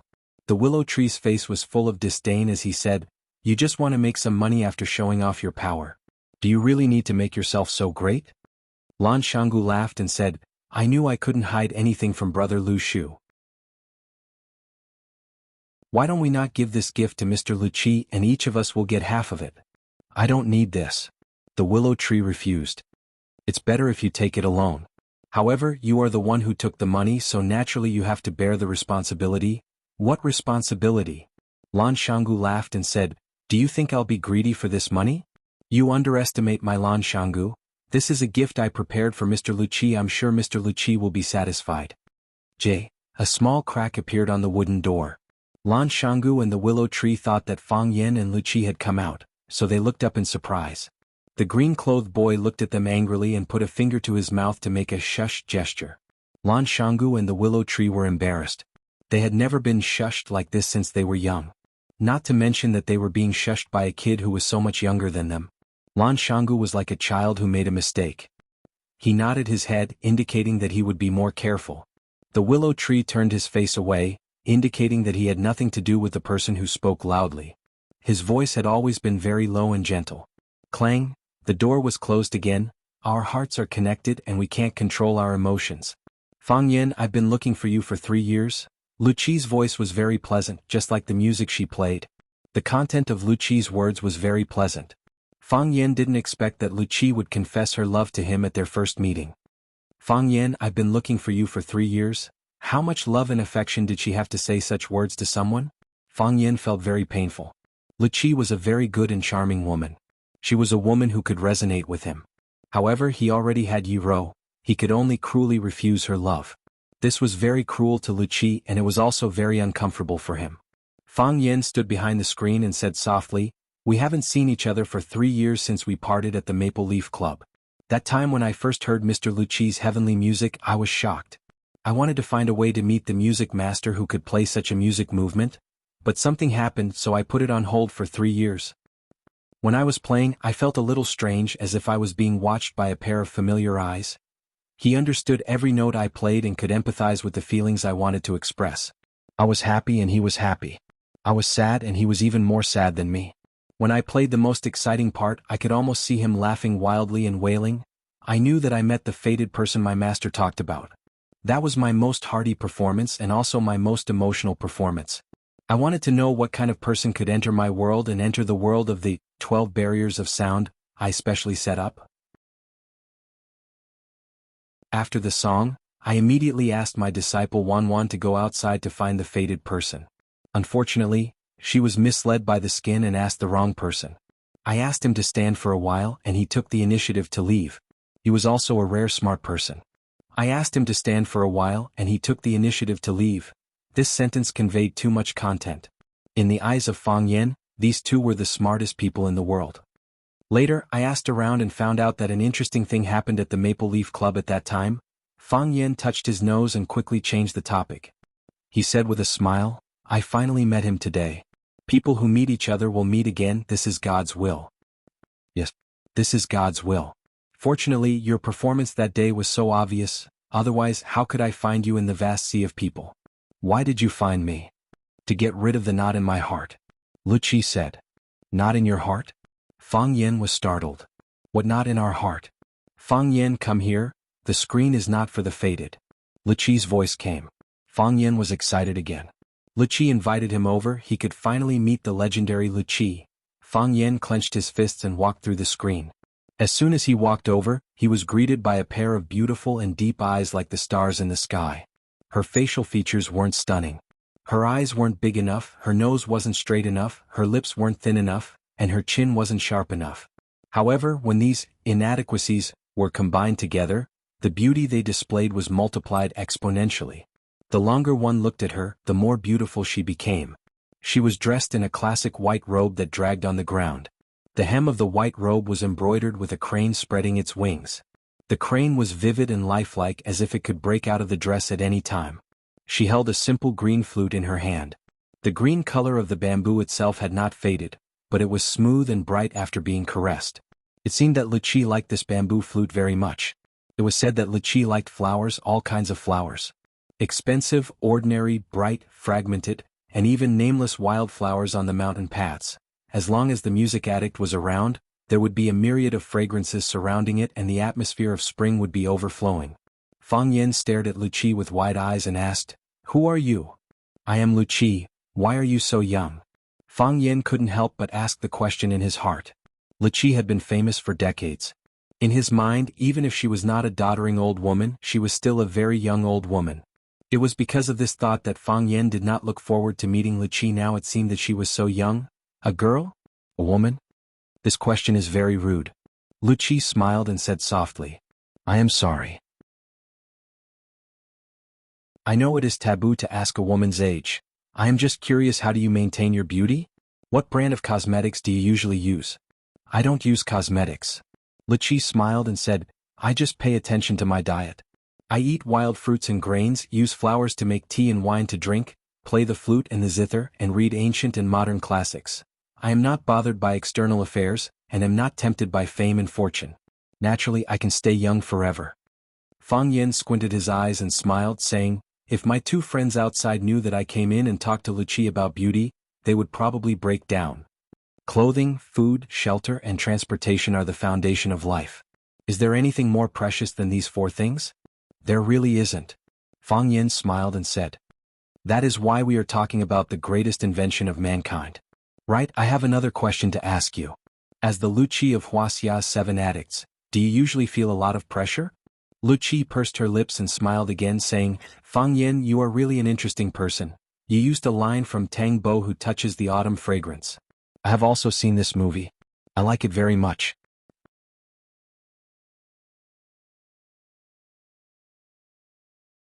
Chapter 632. Many boys had tried their best to make an appointment with the girl they liked, but always lost the precious opportunity because the topic was inappropriate or because the goddess felt that you were a boring person and had nothing to say to you. If you did not look like Wu Yanzu or your father was not Wang Jianlin, they would not give you a second chance. Therefore, the first impression was very important. Of course, Fang Yen would not make the mistakes of those rookies. As the #1 Prince Charming of Swallow Dock, he had a lot of experience in picking up girls and being picked up. He knew what the goddesses wanted with just one look. He knew that they were not interested in this topic with just one small movement of the goddess and quickly changed the channel. Fang Yen did not want to talk about music with the music addict because he did not understand and that would expose his ignorance. Fang Yen did not want to talk about martial arts with the music addict because he did not understand and that would expose his ignorance. So, what should people talk about when meeting for the first time? Fang Yen thought about it and decided to use the old way he used to pick up girls. First, praise the other party for being young and beautiful and having good skin. Second, ask about the other party's health and maintenance tips. Whether it was a woman or a goddess, they would find it difficult to refuse others' praise. If you could compliment someone with a sense of hierarchy or freshness, it would be easier to gain points in front of the goddess. In addition, let the goddess take the initiative to talk. After throwing out a topic, quietly wait for her reply. After she had said a lot of things, he threw out a second question from what she had said. Everyone has the desire to show off. Leave the opportunity to show off to the goddess, quietly listen to her talk and give affirmation and approval in time. In this way, the chatterbox between the two was opened, and the relationship between them naturally became closer. Moreover, the goddess felt that you were thoughtful and not boring. The next time she wanted to show off and talk, you would be the first person she thought of. After Fang Yen used this trick, the effect was very obvious. The two people who met each other for the first time happily talked about health and movies. In an instant, they became infinitely closer to each other, as if they were close friends who had known each other for many years. A lot of people like Journey to the West, but I like Tang Bo who touches the fragrance of autumn more because I feel that the characters in it are especially lively. Every time I see him draw, I feel especially excited, as if I'm the one waving the brush and splashing the ink. As the head of the 4 great talents in Jiangnan, Tang Bo who disguised himself as a slave for the girl he liked. When the Hua family was in crisis, he stepped forward bravely and stunned the audience with his spear. He almost catered to all the fantasies of women. He played out the story of Cinderella and the domineering president in the most unconventional way. Moreover, even though he knew that the domineering president already had 7 or 8 wives before him, he did not feel the slightest disgust. Instead, he had infinite sympathy for the domineering president in the history. Actually, Master Xing has another movie that's not bad. It's called Death Inquisitor. Although it's not as well known as the other movies, the interpretation of the human heart and the changes in the male lead's mental journey are very interesting. The biggest change in his mental journey was God of Cookery. The ups and downs of life are just like that. From health to Stephen Chow, from Stephen Chow to Wuxia's movies, from Wuxia's movies to the history of international movies, and then to the music in classic movies. Finally, the two reached an agreement. If Fang Yan was the male lead in a movie, Lu Qi would accompany the music in his movie. This was something that Lu Qi had never done before. Her music was independent and pure. She disdained to be associated with anything. It was a well-deserved protagonist. However, she agreed to do such a thing for Fang Yan. It was clear to see how far their relationship had developed. The child in green was holding the teapot and dozing off. When she closed her eyes, her master and Fang Yan were chatting. When she opened her eyes, her master and Fang Yan were still chatting. Fang Yan gulped down the herbal tea in the cup and looked at the music addict with a satisfied expression. He said, "People outside must think that we are talking about the multiple realms of music. At the very least, the topic should be the source of your creation and creative ideas. Are we getting off topic?" Lu Qi shook her head and said, "I'm obsessed with music, but music is not everything in life. A writer's life is not always about writing, and an artist's life is not always about painting. Only by living can I create works that touch people's hearts. I'm just an ordinary person like you. I'll go shopping like an ordinary person, eat at roadside stalls, and buy a pair of jeans that cost 100 yuan. I'll try all kinds of lifestyles. But the essence of doing all of this is still for music?" Fang Yan asked with a smile. Lu Qi nodded and said, "If it was before, I would think that I was doing it for a living. But now I have to confess to everyone, I'm doing it for music. When there's a true intention in your heart, everything becomes utilitarian. It's all right. My greatest ambition is to make a good piece of music. I wish you success." Fang Yan, what? Maybe I need your help, Lu Qi said with a serious expression. Fang Yan grinned and said, "If it's anything else, I can help." "But you said music, I really can't help you with that. I've never had any musical talent since I was young." Lu Qi's expression was solemn as she said, "No, you can definitely help." Fang Yan saw that Lu Qi didn't seem to be joking and realized the importance of the problem. He looked at Lu Qi and asked, "Are you serious? How can I help you?" "Wait until the opportunity comes," Lu Qi said. "There have been several precedents for this." "Precedents?" "My master also met his fated person. So they created the song Su Wu Shepherds. After my master's master met his fated person, he created the song Bright Moon, which is a masterpiece that can be passed down for generations." "Your master is?" The previous generations. Lu Qi. Fang Yan's eyes widened as he asked, "The title of Lu Qi can be inherited." The title of Lu Qi has existed for hundreds of years, and every person who has held the title is a member of the music gate. Each generation's Lu Qi will choose an excellent successor and impart all of his knowledge to her so that she can become the best musician and performer. This way, no one in the outside world can compete with her. Furthermore, Lu Qi is extremely strict when it comes to accepting disciples. If her disciple isn't skilled enough, she would rather let the position of Lu Qi remain empty than push her disciple away. Fang Yan pointed at the green-robed boy who was sleeping next to him and asked, "She's the next Lu Qi? Wan is talented and has a high chance of becoming the next Lu Qi after me, unless an even more talented person appears in the music gate. This is what it means to be born well rather than learn well." Fang Yan sighed softly. "So the title of Lu Qi has been taken up by people like you." Lu Qi chuckled and said, "That's exactly what it means to promote a virtuous person." Fang Yan thought, "Mo Qingdi is one of Wuxia's 3 dragons, should I inherit his title as well? Wuxia's azure dragon Fang Huohua. That sounds quite impressive." "I've learned another big secret," Fang Yan said with a smile. "However, I also have a little secret to tell you." "What is it?" "I'm afraid someone wants to borrow your tiger skin," Fang Yan said. "Is it the Nalan Mountain Valley outside the gate?" "That's right," Fang Yan smiled and replied. "This person's thoughts are complicated and pervasive, I'm sure he won't let a great deity like you go. Wuxia nodded and said, he stood up for me so I owe him a favor. If he wants to borrow it, I'll lend it to him. You're such a kind person. Isn't he your friend? I don't know him very well. I wouldn't do what he did. Fang Yan immediately cut off his relationship with Lan Shanggu. Wuxia stood up, walked to Gu Zheng in the corner and said, I'll use a song called Hero to thank our friends from Flower City for their hospitality. The sound was clear, then became passionate. A hero cherishes a hero, sending him off again and again. The blue-clothed child sent Fang Yan out. Fang Yan smiled and nodded at her. This child will be the future Wuxia. This kind of thing? It's definitely done behind the scenes. Lan Shanggu came up and asked, did Miss Wuxia invite us in? Fang Yan shook his head. Lan Shanggu's expression was full of regret, saying, I prepared such a generous gift for her, but I don't even have a chance to see her? She said to thank our friends from Flower City for their hospitality, so she gave us a song called Hero. Lan Shanggu laughed and said, so Miss Wuxia knows me, she called me Hero? This was a man who was easily satisfied. Bang! A huge figure was thrown into the courtyard. Bang! Another black figure was thrown in. The black-clothed men guarding the arched door couldn't retaliate at all, they were silently thrown out like sandbags. Lan Shanggu's expression was gloomy, saying, the Chen family is too arrogant. While saying so, he strode towards the arched door. Fang Yan and the willow tree looked at each other, then they also followed. A middle-aged man wearing a flowery long gown strode over, casually waving his hand. The black-clothed men who tried to stop him fell to the side. One man and one horse, it seemed like they couldn't be stopped by 1,000 men. Lan Shanggu raised his sword and stood in front of the flowery-robed man shouting, who dares to break into my Blue Mountain Club? Get the hell out of here.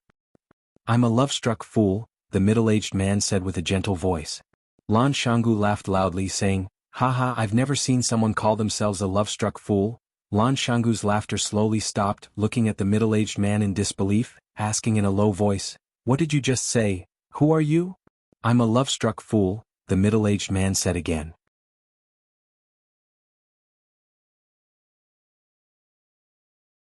Chapter 633. I'm a flower addict. I'm a flower addict. Hearing someone introduce themselves like that in a public place, would you think that this person had just escaped from the Malin Mountain Mental Hospital? Most people were unwilling to admit that they were a flower addict, unless they were one of the 7 addicts of Wuxia. Obviously, this flashy guy wearing a colorful robe that looked like he was draped with a painting of 100 flowers vying glamour, might really be one of the 7 addicts of Wuxia, flower addict Lin Fuyang. Otherwise, which middle-aged man would hold his head up high and shout that he was a love-struck fool over and over again in front of others with his chest out in satisfaction? Naturally, Lan Shanggu also thought of this problem, so his attitude changed from mockery to awe. The 7 addicts of Wuxia had been famous for a long time, and they were outstanding figures in each field. A slight move in one part could affect the whole body. No one knew what kind of connections and forces they had. Moreover, these people came and went without a trace, appearing and disappearing unpredictably. They were not easy to deal with. It was better not to provoke them. Only fools would fight with lunatics who would be willing to be such a fool. Is it senior flower addict Lin Fuyang? Lan Shanggu felt that the Lan family was very unlucky tonight. First, Lan Tingyue was beaten up by him, then Lan Shonhua was ruthlessly ridiculed by him. Now it was his turn to stand up and accept punishment?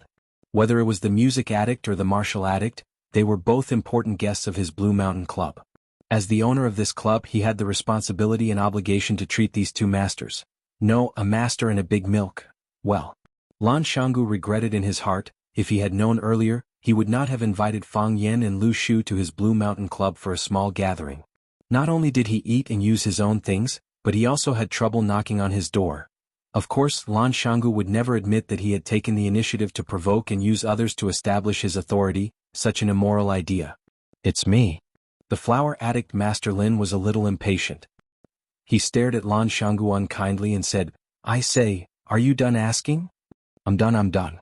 Lan Shanggu opened his mouth and laughed, revealing 2 rows of neat little white teeth. He took the initiative to extend his hand to Lin Fuyang and said, Senior flower addict, your presence brings light to our humble Blue Mountain Club. I'm the owner of the Blue Mountain Club, Lan Gulu. I've admired Senior Flower Addict for a long time. Senior Flower Addict, I happen to have obtained a bag of good tea from my place. May I have the honor to invite you to my place for a cup of tea? You don't have the honor. Lin Fuyang rejected Lan Shanvali's invitation without hesitation. He didn't even bother to shake hands with him. Where's Liqi?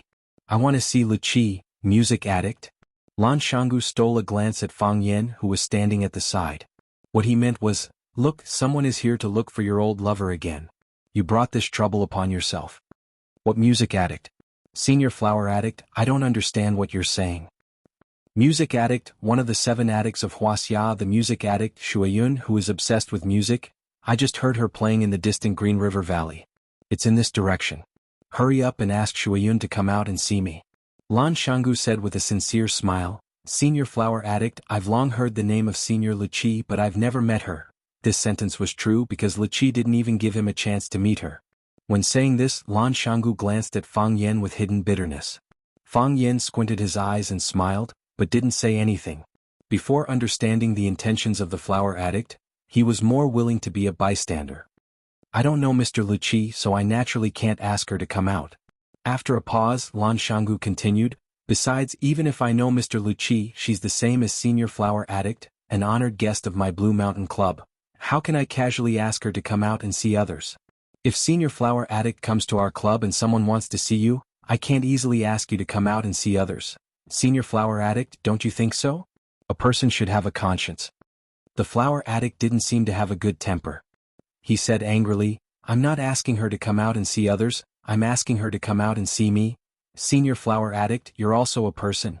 I've been friends with the flower addict for many years, it's naturally not a problem for her to see me.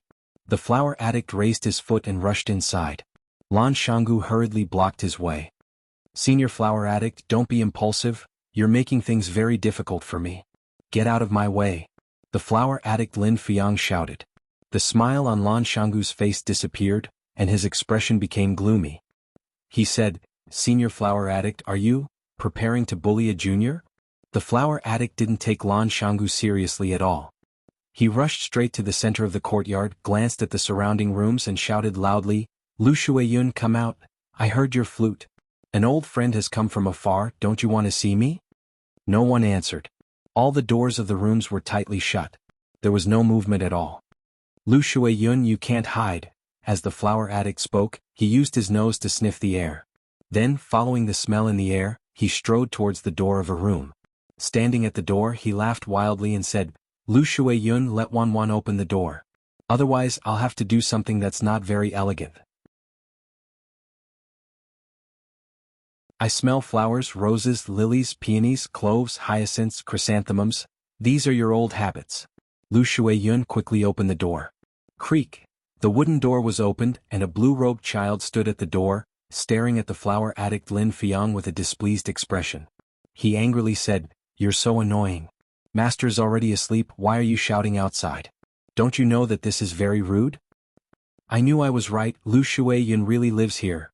The flower addict laughed loudly and reached out to touch the child's head, but the child evaded his hand in disgust.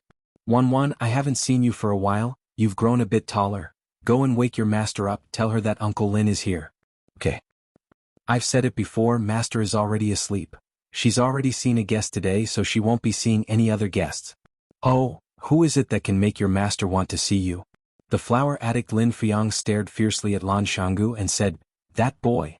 This guy was a jealous person, and he regarded Lan Shanggu as his biggest rival in love. Who master wants to see has nothing to do with you. The blue-robed child said, Go back quickly. I'm going to close the door. The blue-robed child finished and was about to close the wooden door with both hands. Pa! The flower addict Lin Fuyang put his hands on the door, not letting the child close it. He angrily shouted at the music addict in the room, Lu Shuayun, you're too cruel. We're old friends and you don't even give us a chance to see each other. Do you really want to be so cruel? Let go of me. The blue-robed child desperately tried to close the wooden door, but no matter how hard he tried, he couldn't do it. How could he compete with Lin Fuyang, who was tall and strong at such a young age? Lan Shanggu's heart ached when he saw the little girl's small face turn red, and the fine beads of sweat on her forehead. He said, Senior flower addict, since Mr. Music Addict is already asleep, why don't you come back tomorrow? After all, it's not polite to disturb a lady's rest in the middle of the night. The flower addict turned around and stared at Lan Shanggu and said with a displeased expression, You, get out of my way. Lan Shanggu grinned and said, "You see, you've insulted me again. I'll remember it all." "So what if you remember it?" Lin Fuyang's face was full of disdain, and very arrogantly glanced at Lan Shanggu and said, "Are you going to beat me up?" Haha. Lan Shanggu was amused by the flower addict Lin Fuyang's words and said, "You're the flower addict of Huaxia 7 addicts, how could I beat you up? I have the heart but I don't have the guts." Lin Fuyang snorted coldly and shouted at Luqi again, "Shuin, you know me? If you don't come out, I won't leave tonight. We'll meet again when you come out. If you are willing to stay in this house for a year and a half, I will stand guard outside this door for half a year and a half." Puchi, Lan Shanggu couldn't help but laugh out loud. The love-struck fool Lin Fuyang was very unhappy. He angrily shouted, "Brat, what are you laughing at?" "I'm laughing at Senior Flower Addict's words." Lan Shanggu laughed so hard that he couldn't breathe. Mr. Luqi has been living in this house for a year and a half, so of course he has food and drinks. If Senior Flower Addict were to guard this door for a year or so, I'm afraid that she would starve into a dried corpse without food and water, right? "You bastard." The flower addict was enraged by Lan Guanju's words and shouted, "Get lost. This is the third time you've insulted me. I'll remember it." Lan Shanggu looked at the love-struck fool and said, "So what?" The flower addict didn't see Lan Guanju as an opponent of the same level. She once again shouted at Luqi, "Shuiyun, if you don't say anything you'll what?" Lan Shanggu asked from the side. "I'll..." The flower addict's expression was conflicted. She hesitated for a while and didn't know what to do to express her heartlessness. Commit suicide by cesarean section? Senior flower addict, you mustn't do that. Lan Shanggu tried to comfort her. "Even if you want to die for love, please don't do it in my Blue Mountain Club. I can't bear this responsibility." Hearing Lan Shanggu's words, Lin Fuyang finally understood what he had to do. He took off the long robe he was wearing and took out a huge pair of scissors from his waist. Lan Shanggu and Lu Shu quickly dodged. They didn't want to be pierced by this pair of scissors. Fang Yan's eyes slightly shivered. He was already in a defensive position. If he dared to make any reckless moves, Fang Yan would beat him up so badly that even his mother wouldn't be able to recognize him. The flower addict raised the scissors and looked left and right. Those who were stared at by him couldn't help but take a few steps back. No one wanted to be the target of this madman. The flower addict finally chose a target. He waved the scissors and rushed towards the center of the courtyard. Everyone panicked and ran in all directions. Even the young masters who had their legs broken and were pretending to be dead crawled towards the arched door with all their might. "I'll kill you all." The flower addict rushed in front of a cypress pine tree in the center of the courtyard and started to cut it with the scissors. Fang Yan and his companions were all stunned by what they saw. You're tuning in to the Han Li's Wuxia Adventures YouTube channel. We're so grateful for your support, and don't forget to subscribe to join us on this incredible journey through captivating stories. Your generosity through donations truly makes a world of difference, as it's the primary source of revenue that allows me to expand and enhance this channel for you. Thank you from the bottom of my heart for being a part of this adventure.